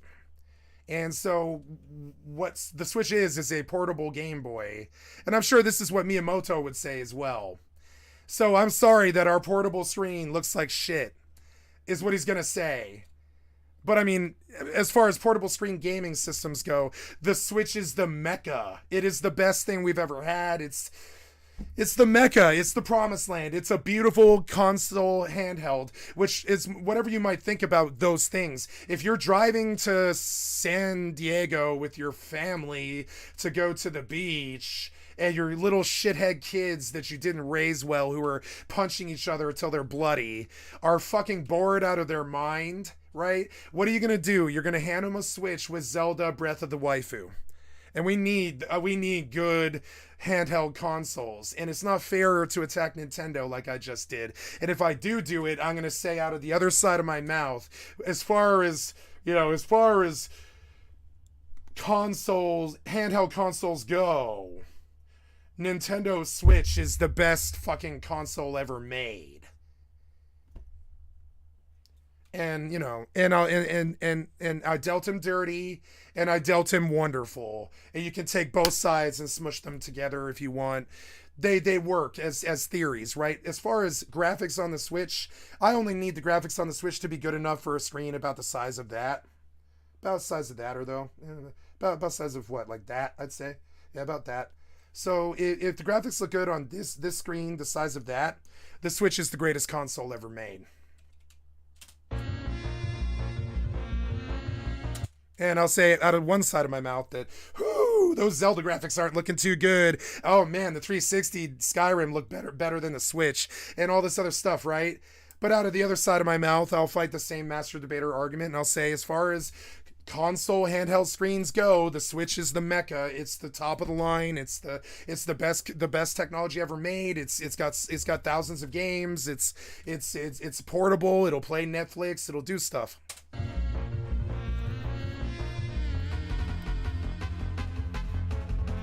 And it is the best console ever made.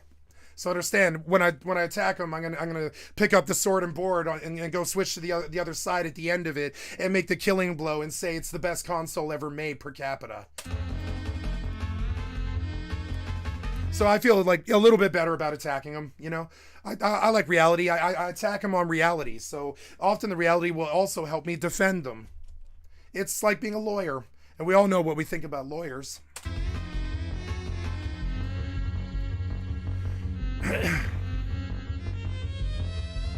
Minecart madness, bitch. Good enough. Good enough.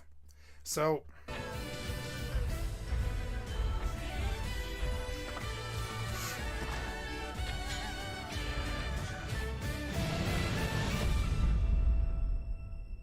Zelda. Something only I can do. Zelda. Zelda is always the real star. Do not look away. You witness a Zelda was always the real star. king's revival and the birth of his new world.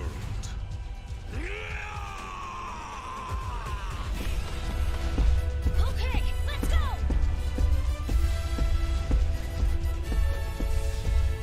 But Yeah. you are not alone. Nope. Link. You are our final hope.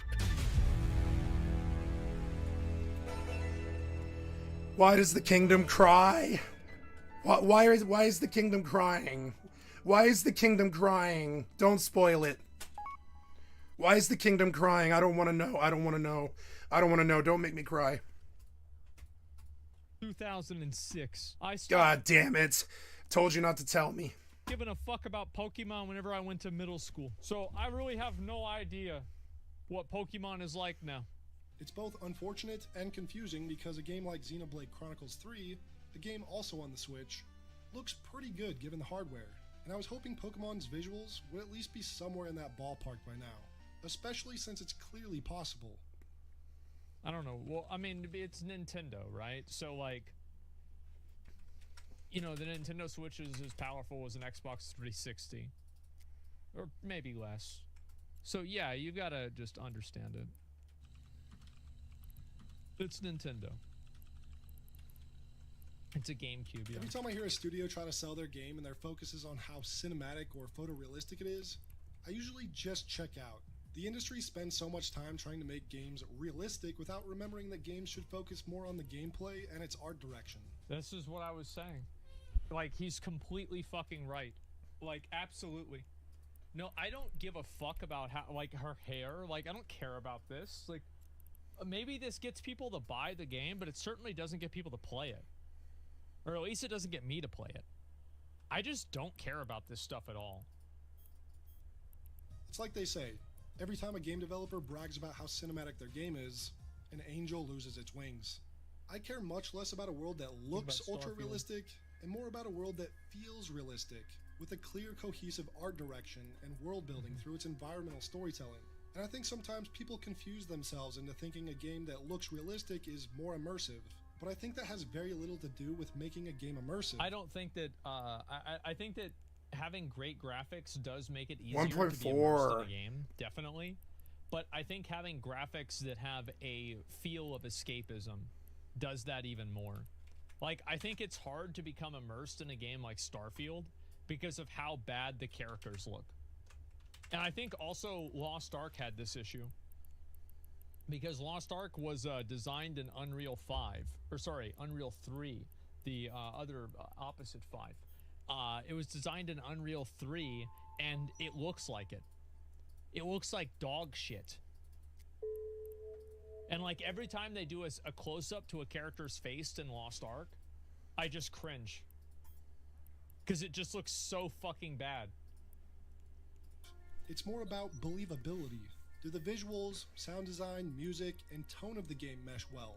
If so, then that's all that's needed to immerse someone. Yep. Going back to Atomic Heart for a second, I think a big reason I why love it failed Atomic to Heart. immerse me is despite its impressive visuals graphically, Yeah. the game's tone and art direction feels very generic. It wasn't generic though. It wasn't though. You guys have poisoned yourselves with your social media life. If you just play the fucking game and stop thinking about what other people are gonna fucking think about it. I thought Atomic Heart was like a 8.2.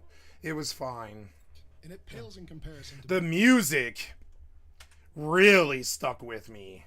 Like, as in, like, the music and the combat and the graphics and the vibe, the pure in, I'm sorry, like, one of the things that I've always been afraid to say on stream, I've been afraid to say this. I really have. Like for, like, 6 months, I've been afraid to say this, but I'm going to say it now because enough time has passed, right? Hot take, right? I think America hates Russia, and I think it's disgusting, and I think it's because we fear Russia, and I think it's normal, and I think there's causality for this, but it also is going to cause us problems in the future. And say what you want about Atomic Heart, it was an extremely valuable look inside of Russian culture for me that I would pay $60 for. Just the layouts of the buildings, the way they looked at transit, the way they looked at light and what they thought the future might be, the way the robots and the drones were. It was an invaluable, I'm talking Disco Elysium, Skyrim, invaluable look into Russian culture. And I think it helps me understand, I'm not pro-Russian or whatever some right-wing idiot might say. I'm talking about like I just want to consider them my fellow man like everyone else on the planet. So this fear of a Russian game was what I think tanked Atomic Heart. And that is tragic because even the music was exemplary. The combat was exemplary. The bosses weren't murder. They were unpleasant, but they weren't murder, and they were over fast. The story is kind of sprawling. The character was a pissant. And when you realize that the character is a pissant and that the developer really forced the voice actor and the writer and the production and the cast and the director and all of the coders to make that character a fucking pissant that you don't like, you begin to understand that was on purpose. It wasn't like, that wasn't like they didn't want you liking that main character because he's a tool. The entire time he's used by the Robot Confederacy or whatever to essentially rain terror upon mankind. And that was the whole story of Atomic Heart. Sorry for the spoiler, right? And so they wrote the character, and so the Western audience was like, why are all the Bespoken characters and Redfall characters all the same pissant lately? And they missed the subtle commentary by the Russian developer, which is, here's a real pissant that you really shouldn't like because he is a tool and he is being used by the enemy in the story, which is kind of like the Combine. The enemy in Atomic Heart is kind of like the Combine in Half-Life 2. I hated them. I hated every aspect of them. All the shitty drones and shitty soldiers that they sent and everything. I hated the enemies in Atomic Heart, and I thought Atomic Heart would almost rivaled Half-Life 2. I really did. It had a sweeping, cool story like that. I'll probably replay it just to put my money where my mouth is, because even the music stood out for me. And I think the Western culture was like, ew, Russian, because of the Russian war with Ukraine. Now, this is a fair thing to think. You can see how Western, especially Western woke journalists, might not want to like Atomic Heart right now, right? But I mean, I don't know what that company who made Atomic Heart. I can't remember their name. It's Atomic Heart Company was Mundfish. I think we're gonna see a lot of great things out of Mundfish. I really do. I mean, they've already got the pedigree. If Atomic Heart was proof, I think Mundfish is going to be a really good company. Now, this is an important question for Americans to ask each other. Did the average Russian attack Ukraine? No. Did the average American attack Afghanistan? No. Did Mundfish attack Ukraine? No. Should we dislike Mundfish because they're from Russia? No. And I'm sorry, but I played like Redfall for like 10 hours. I haven't played Bespoken or Hogwarts yet, and I think Hogwarts is actually good. But Mundfish, they did not fucking cash grab like this game. There was moments in this game where I was like howling laughter and crying. And I'm sorry if you guys can't see it because of your anti-Russian sentiment and your fear of the new and the fear of a Russian developer being good and all this stuff. So you just write off Atomic Heart. And honestly, one of the other beautiful things about Atomic Heart is just like Starfield, it costs $1 to play. It was on Xbox Games Pass, and it still is. And so I don't know why this free game got such vitriol and dislike and these ho-hum ratings and stuff. Let's go back and see what the Metacritic said about Atomic Heart in the start of fall 2023. Because I'm kind of curious, because they've been using Atomic Heart as this weird like streamer, like content creator, YouTuber, scapegoat to push this like almost rightist agenda against like modern, not rightist, I'm sorry, it's like a, I don't know what it is, it's like a it's something, I don't know what it is, but it's not woke. It's like the opposite of woke. It's somebody who has closed their mind to new games. And that's what I saw with Atomic Heart. So if we come back to the Metacritic and more people get around to it as stuff like Starfield kind of, you know, it pulled a 70, but that's actually, and this was on the PS5, you know, that was on the PS5. I'm looking for the PC though. Or no, this was PC. It pulled a 70 on PC. As far as scores go, the user score was exemplary. The user score was 6.9. So this is one of the highest user scores we've seen in the last couple of years. So as you can see, I represent the user score. I've never, ever represented the Metascore. Never, never, never. So I almost always fall with them. So now, one of the reasons I guess I gave it another point was I thought the music stood the test of time. As in, I think I'm going to be listening to Atomic Heart tracks in 20 years. So I bumped it another point to 8. And I said 8.2. I bumped it another, 14 points, because when the music is exemplary and stands the test of time like a Squaresoft game, that stands out for me. And I come back to the game 10 years later and I'm thinking of it fondly as a good game that really did change things for me, that had a lasting effect upon me, that I remembered and loved and enjoyed the combat. This is a great game. Look, the combat's great. It's fluid. Frame rate was perfect. I mean, this is a great game. Combat was a lot more fluid and fun than most of the modern games I played. And I'm sorry, it just sucks that I'm pro Atomic Heart. I didn't want to be. I just am. BioShock. Now you can say this looks one and the same, But, I mean, I don't think so. This door looks very unique to me. Do you see the sacred geometry? Do you see the darkness over the plant and the chair? Do you see all the detail in the fucking floor, which, by the way, is a circle and squares and circle and squares like a fucking hotel rug? There's the chairs that extend upwards, like those chairs you see in movie theaters. There's this beautiful track lighting. There's all the posters on the wall with the propaganda stuff, which is one and the same. You see that in, you know, Obsidian's what was that game? Outer Worlds and stuff. You can see Outer Worlds was a big influence on Atomic Heart. And I'm sorry, but most games don't go this far to try to please your casual eye. There is 1, 2, 3, 4, 5, 6, 7, 8, 9, 10 track lighting in here. The door has 5 cool little code patterns. You have to put these discs in it to unlock it. That's the most cool lock I've ever seen for a door. Generic.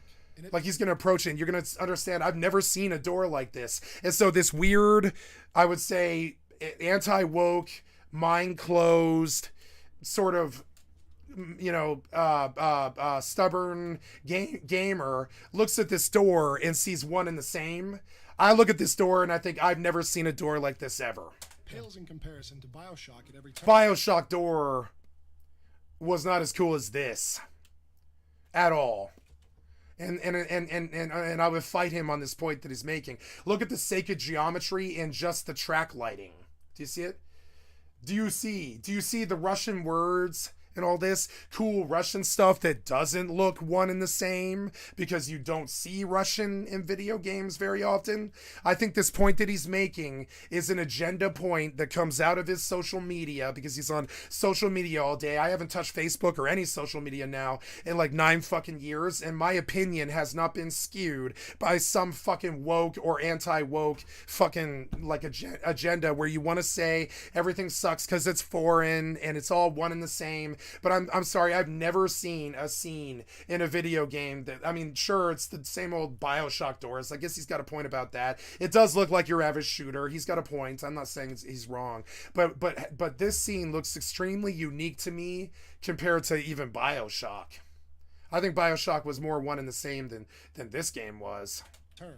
And I make the comparison to BioShock. Now, that was BioShock, but Atomic Heart guy had a big boner for BioShock. Atomic Heart is BioShock. It's better than BioShock. So, like, another reason... I think it's better than BioShock. I bet it got a higher user score than BioShock 1, 2, or 3 did. I guarantee you this game got a higher user score because it's better than BioShock. I'm sorry to besmirch your boomer love that you fell in love with 20 fucking years ago, but this game is far fucking superior to BioShock.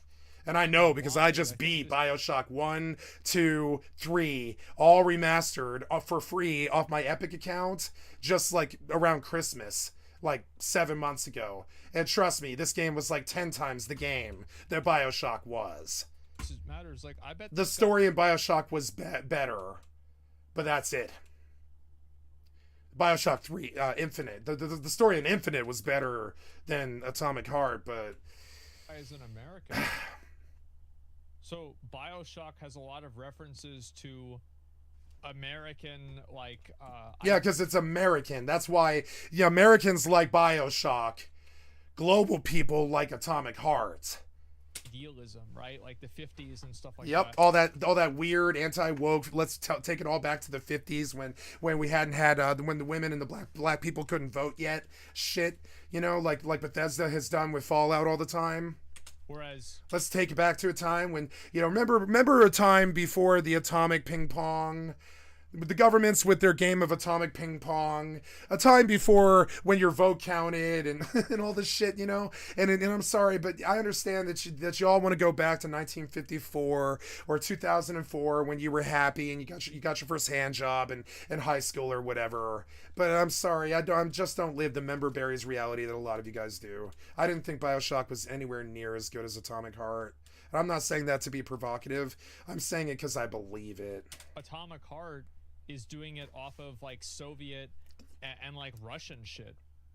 So like there's not that intrinsic understanding that you like. It's not there's not like a Yep. cult. And this is the point I'm trying to make too. So of course the Americans are gonna like BioShock and stuff, but I prefer Atomic Heart because if I'm gonna have BioShock, I'd rather have a BioShock that at least illuminates me to good Russian music and good Russian culture.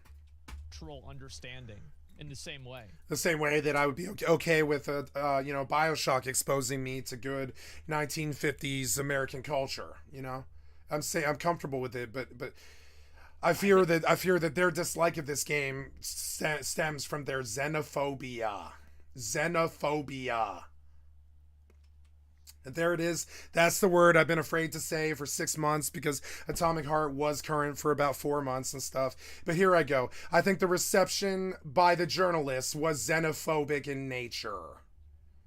I think that matters.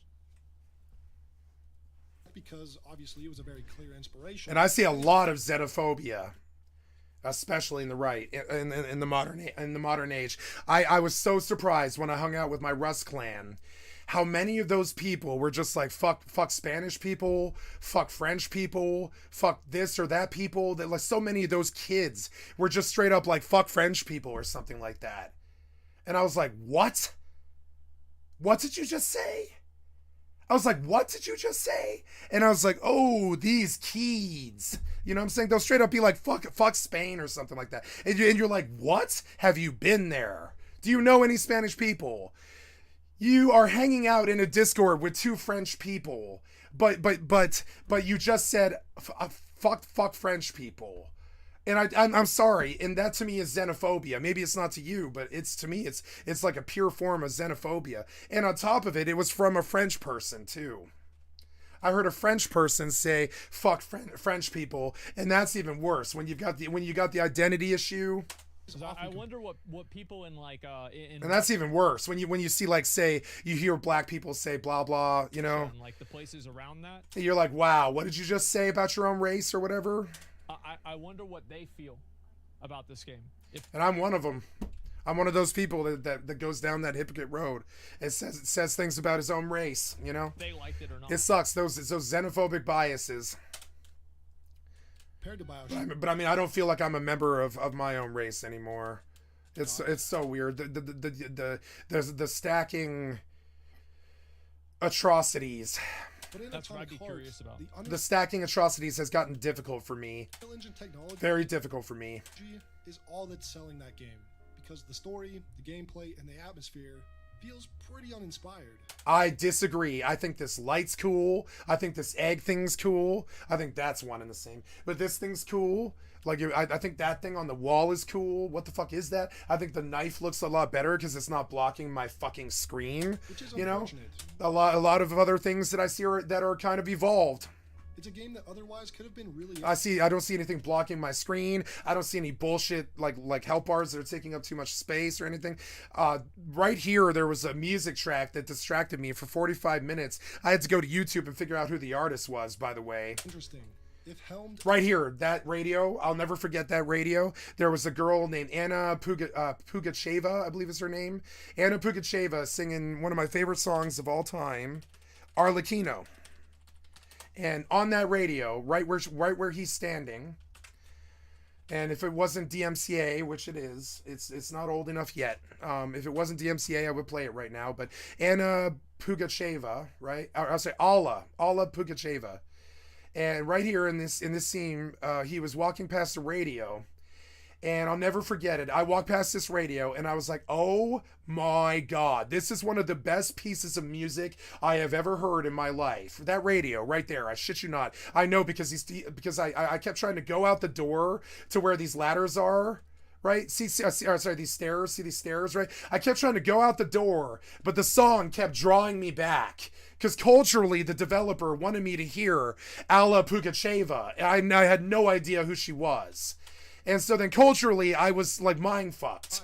I was like, oh my God. When I understood who Alla Pugacheva was, I began to understand that we might have been kind of discrediting Russia a little bit more than we maybe should have been. Because if you understand Alla Pugacheva, you understand where we got Taylor Swift from. This is the original diva in 1976, dancing around, doing choreographed dancing and stuff like this in 1976. She was so fucking far ahead of her fucking time that girls today are still trying to do what she did in 1976. And I had no fucking idea who she was, because she's Russian.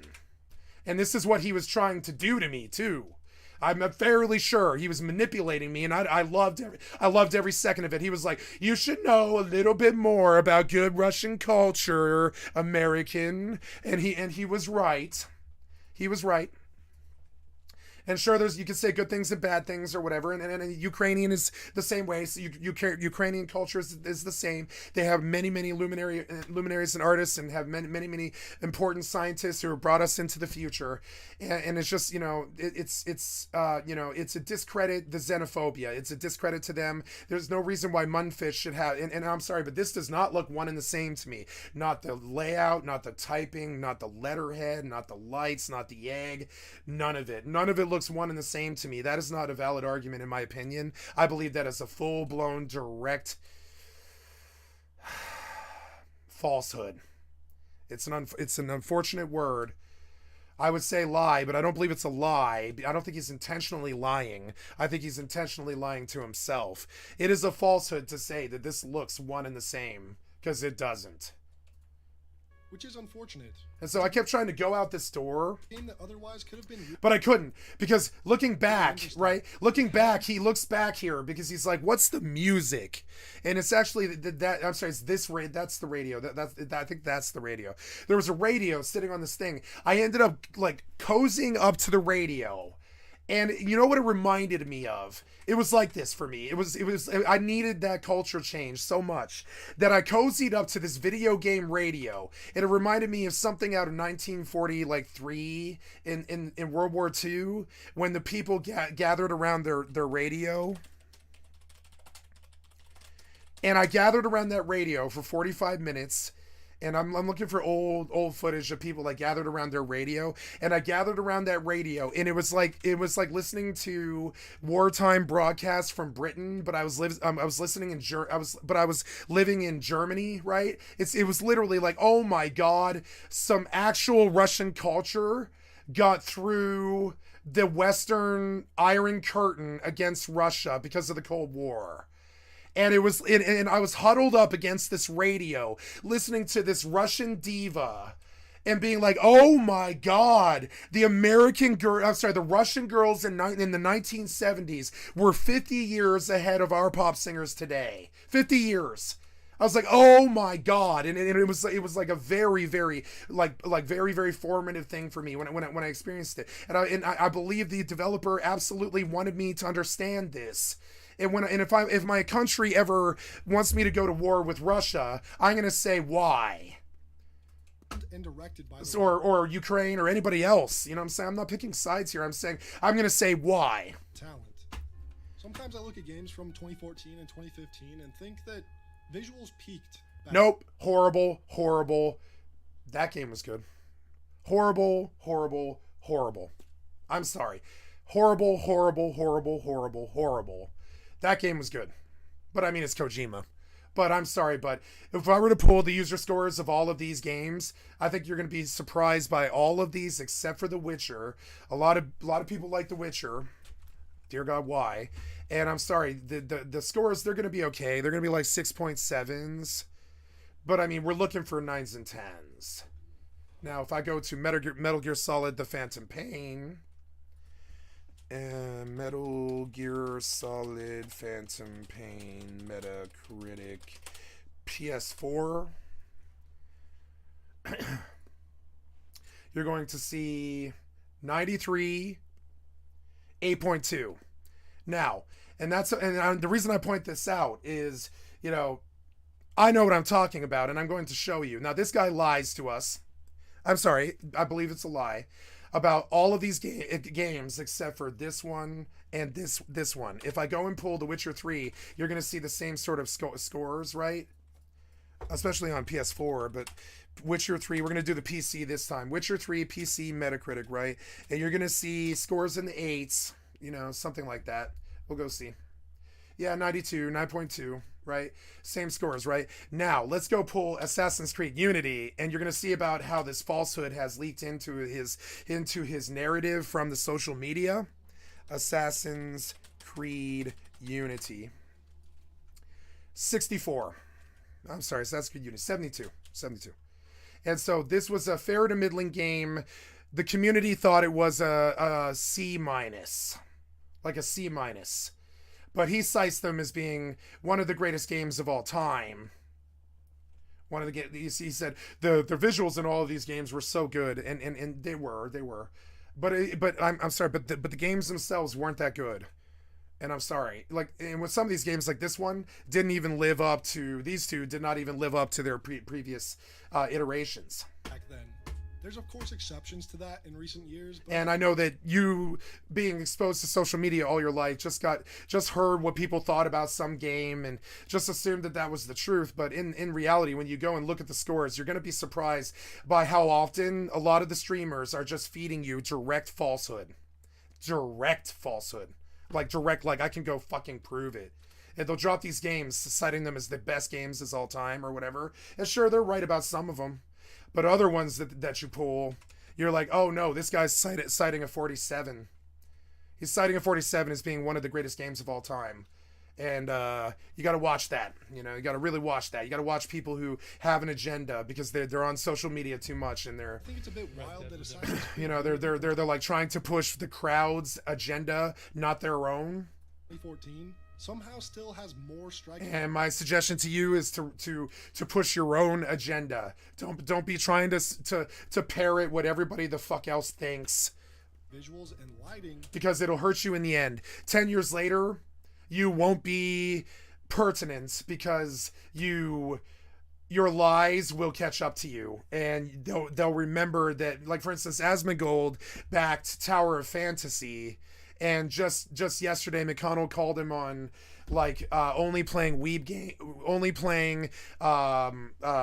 classic WoW and weeb games, and that's a horrible comment that really was irresponsible and shit. And I don't agree with it, but also it is true though, and it will cost Asmongold in the end if he continues to play gacha games. 10 years from now, his career, which has already begun to see. A little bit. No, never mind. He's up. Never mind. He's up.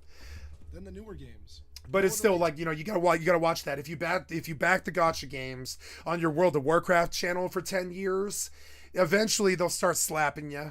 Eventually they'll start slapping you on it. If you cite those 6 games as being some of the best graphical games of all time, I'll slap you on it because it's just not true.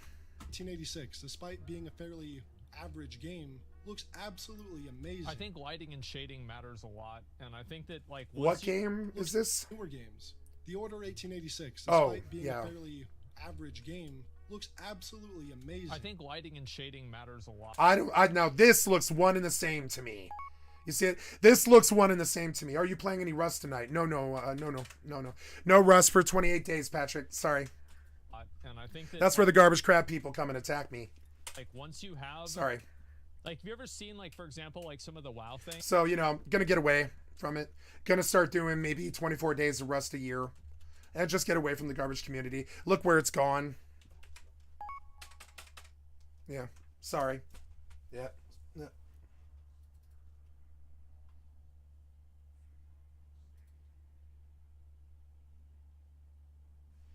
Things and like without the right lighting and shading they look like garbage, but like nope, gonna do React content and play EVE Online. I'm just moving slow, Patrick, because what I'm doing is expensive. So I'm moving slow on EVE Online because I am doing a high risk venture, and if you're ever doing high risk ventures, you don't do them quickly unless you have to, you know. So yeah, like I'm just thinking about what I'm gonna do. I thought about my boosts and what's in and what isn't. I put my cerebral accelerator in. Yeah. Oh, yeah, nice. Yeah, I love Silencer. All my Rust career, they called me garbage. My own team called me garbage because I ran suppressor exclusively. And when they said get the suppressor off your weapon now, I said no. And they said why? Because you can't see the bullets. And they go,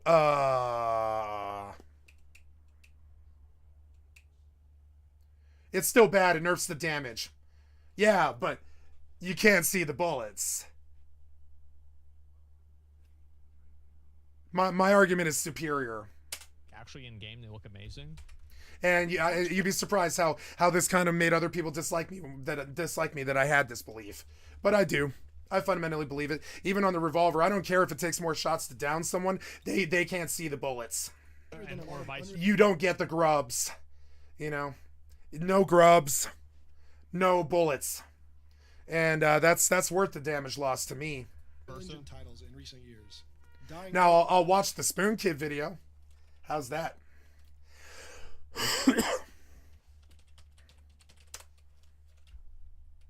Yeah, gee, you think? Oh, good. Hey, it took the community 4 years to get around to what Skycat was getting trolled by a 30-man clan said 4 years ago, and has said and done his entire run. Have I ever used the gun without a suppressor? If I have, it was like a PvP scenario.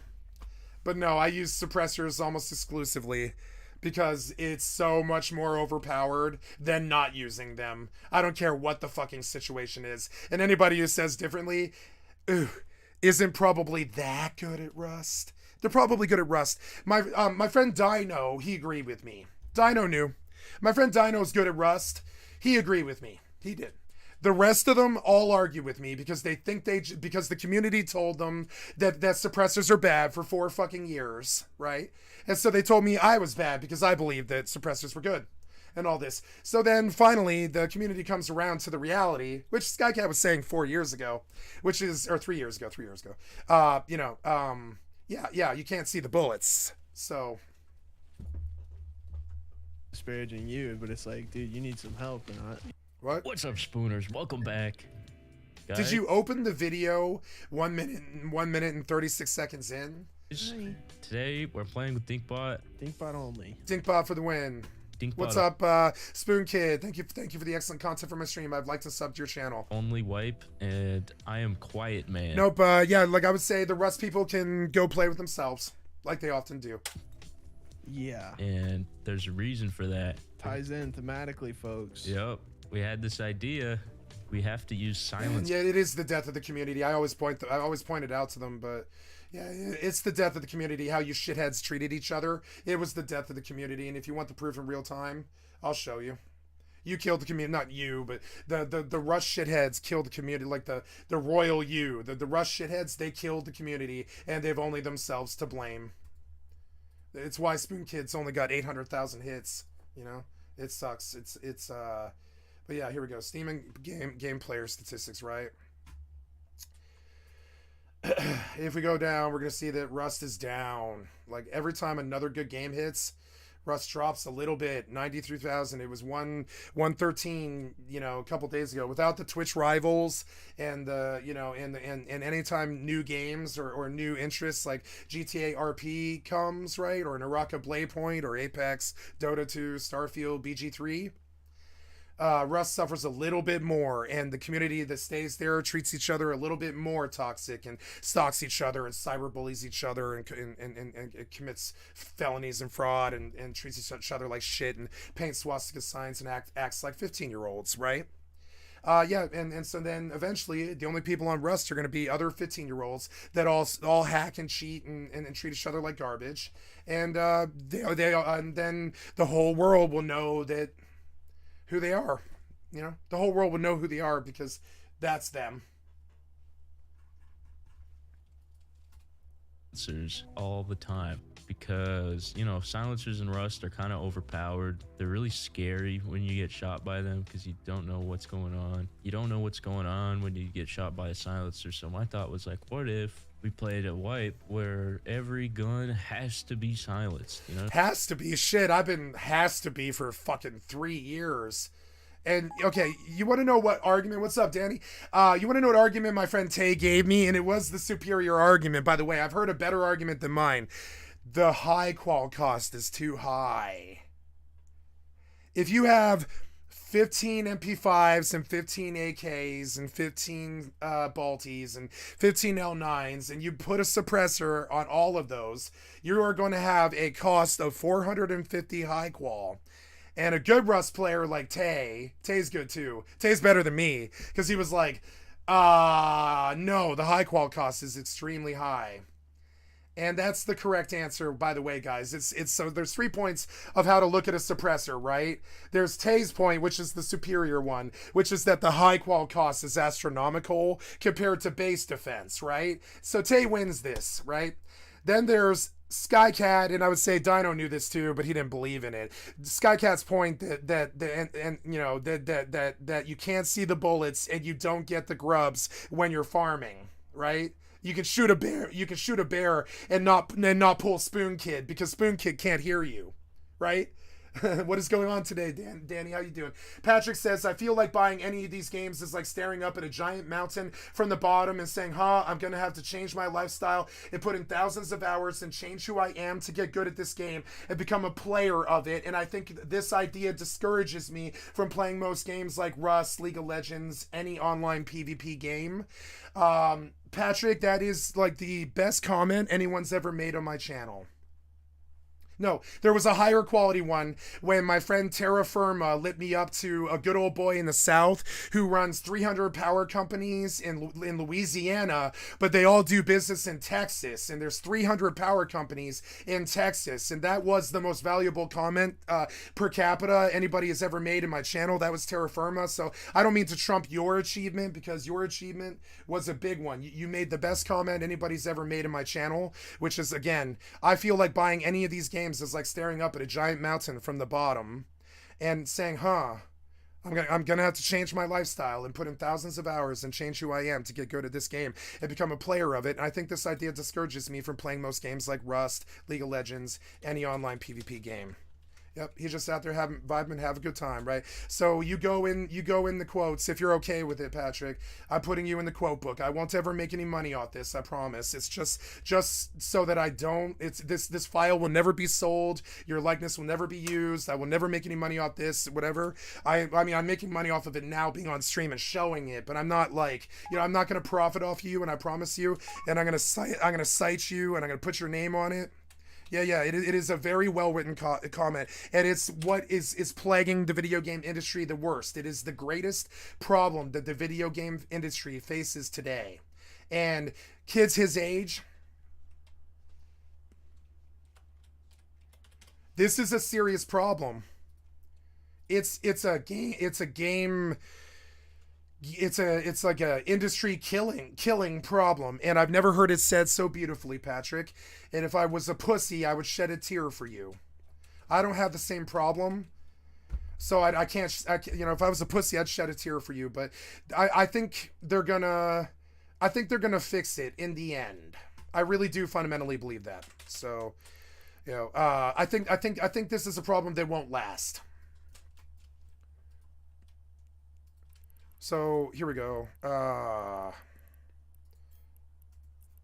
I'm sorry. I'm going to fun. I'm going to fun. Like fun, I am. Okay, so yep. And we got your name. We got the quote.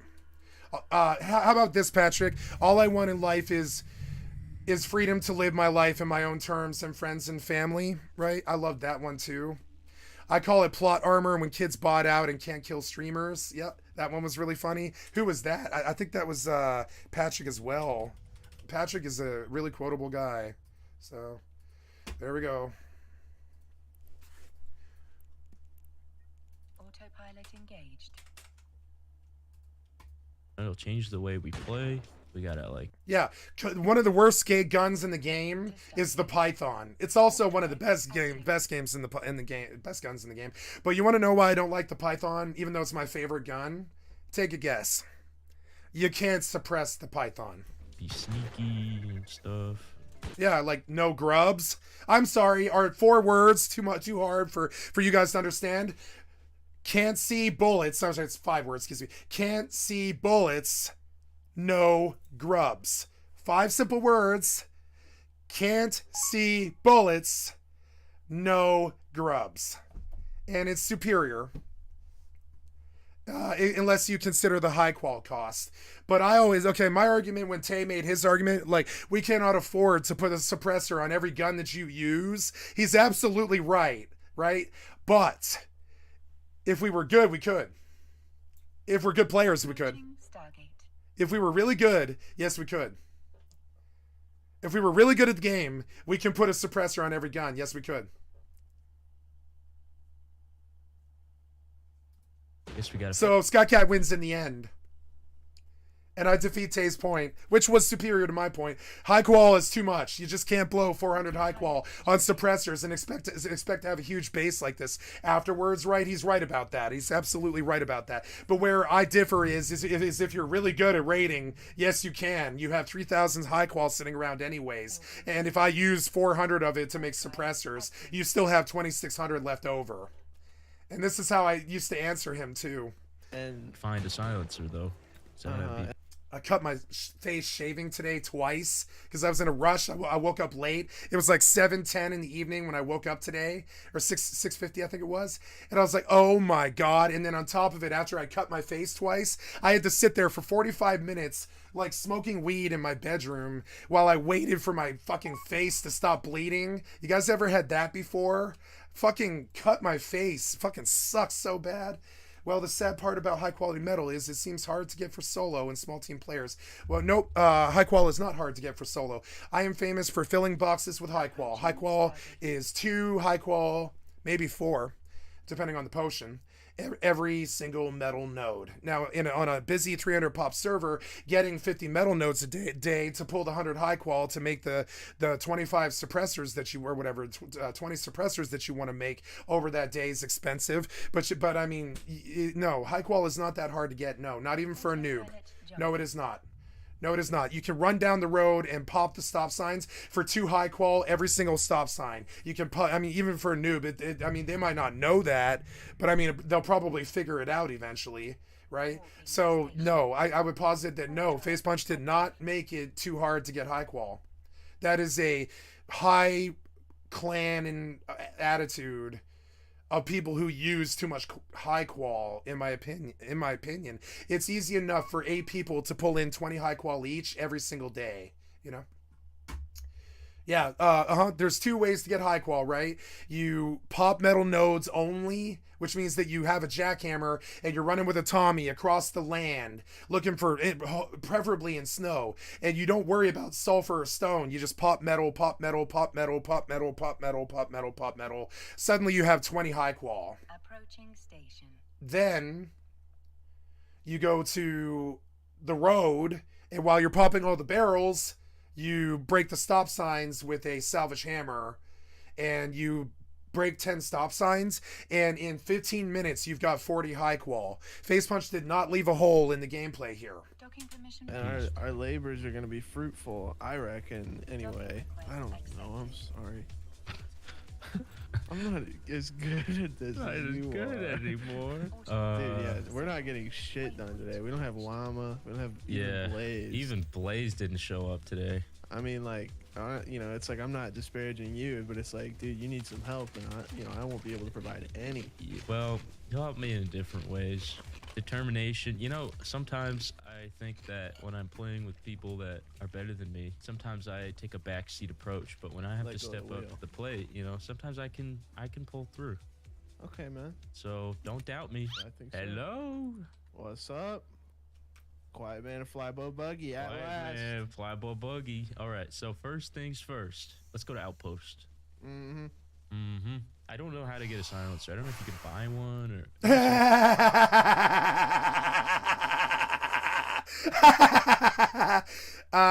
It's like selling one in a shop. I don't know. Oh, you know what? I got a present. Spoon Kid doesn't know how to get a suppressor, guys. Potato. You heard it here first. Oh, raw potato. We're playing on a pretty high pop server because, you know, this challenge kind of relies on us having lots of PvP interactions. Oh my God, there's a man flaming. Oh, it's He's so flaming. He's flaming right now. He's flaming pretty hard. play. No, MP5 before you even see the guy. And that's Rust for you. Don't play Rust.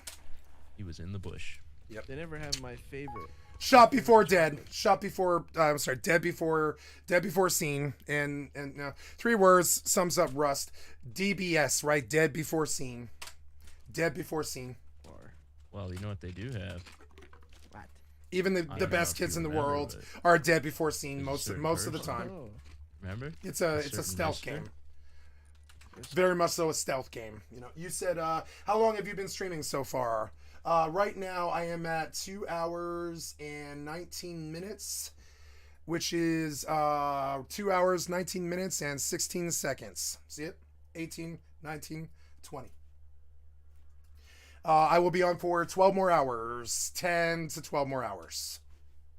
Depending on how tired I get at 6 in the morning. Some days I'll push to 8 in the morning, but Mr. Tuna Can. Mr. Tuna, dude. You don't remember Mr. Tuna? No. You used to be Mr. Tuna, dude. I was Mr. Tuna. Remember? you were Mr. Tuna Can. Yep. You were like, Because tuna cans are good. It's really fast metal frags. If you like, okay, one of the best items in the game in Rust is the empty tuna can. Do you know why? Do you know why the empty tuna can is the best item in Rust? Mr. Tuna. You eat all the tuna. Grinding hard. Wow, grinding hard for 2 hours. Yeah. So my name is skycat.live, and here am I here? Yeah, but you didn't dock. Why didn't you dock? What? I told you to dock up here. Why are you not docked? I autopiloted to the station. Dock up. Okay. Jesus Christ, man, you're gonna get me fucking wasted. Fucking CCP. I'm not. Anyways, sorry. Jesus, watching games fail in real time is really fun for me in my old age. Just watching every single game I play fail in real time. Pretty fun, let me tell you. And maybe it costs me money at the same time. Yeah, let me tell you. Sorry, I gotta pull this over and out of the way. Gotta make sure that the people in my channel are good. I'm just gonna ban this guy on principle because he stinks of loser. And now the Docking permission requested. the Docking request accepted.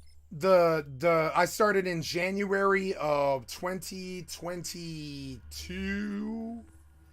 I have been at this for 1 year and whatever that is days. How long has it been since January 2022?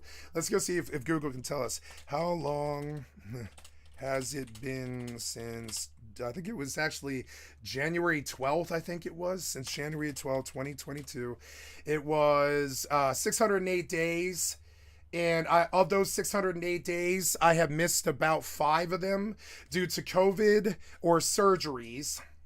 Of those 603 days, and I can show you on my Twitch account, but it's personal. Of those 603 days, my average was something like 11 hours. And this is why my name is skycat.live. My mother suggested that I name my character skycat.live. My mother did my branding and this website, and she was like, you should put live after your name, and I'll make it your website. So anytime anybody ever wants to see you, they can just like type your name in and they're gonna get the website. And I was like, that is genius. It's fucking genius, right? And so yeah, and no, this is not work. This is me playing video games for a living. If I was getting paid, it would be work. But most people just come in and watch for free for 20,000 hours. You know, and it's okay. I try not to be bitter about that, but that's what being a streamer is, and I don't mind it. It's okay. I think some streamers are like, they're taking my money, or whatever, you know. But me, I'm like, thank God you guys are here. I'm just happy that you're with me. I want to form a community with you. I don't care about your money. I don't care about streamer cloud or girls or any of this stuff. I don't care. It's, you know, like, so and so. If you want to donate to me, the only way you can do so is coming to the cafes. And the reason that I'm self-promoting here is because, like, I have done this like 8 to 10 hours a day for 603 days. Now, you could call that work, but does this look like work? I'm a hard worker, if you mean hard gamer. I'm a hard gamer. But does this look like work? Look at my fat belly. Look at my fat belly, right? Look at my fat belly, right? Does that look like work?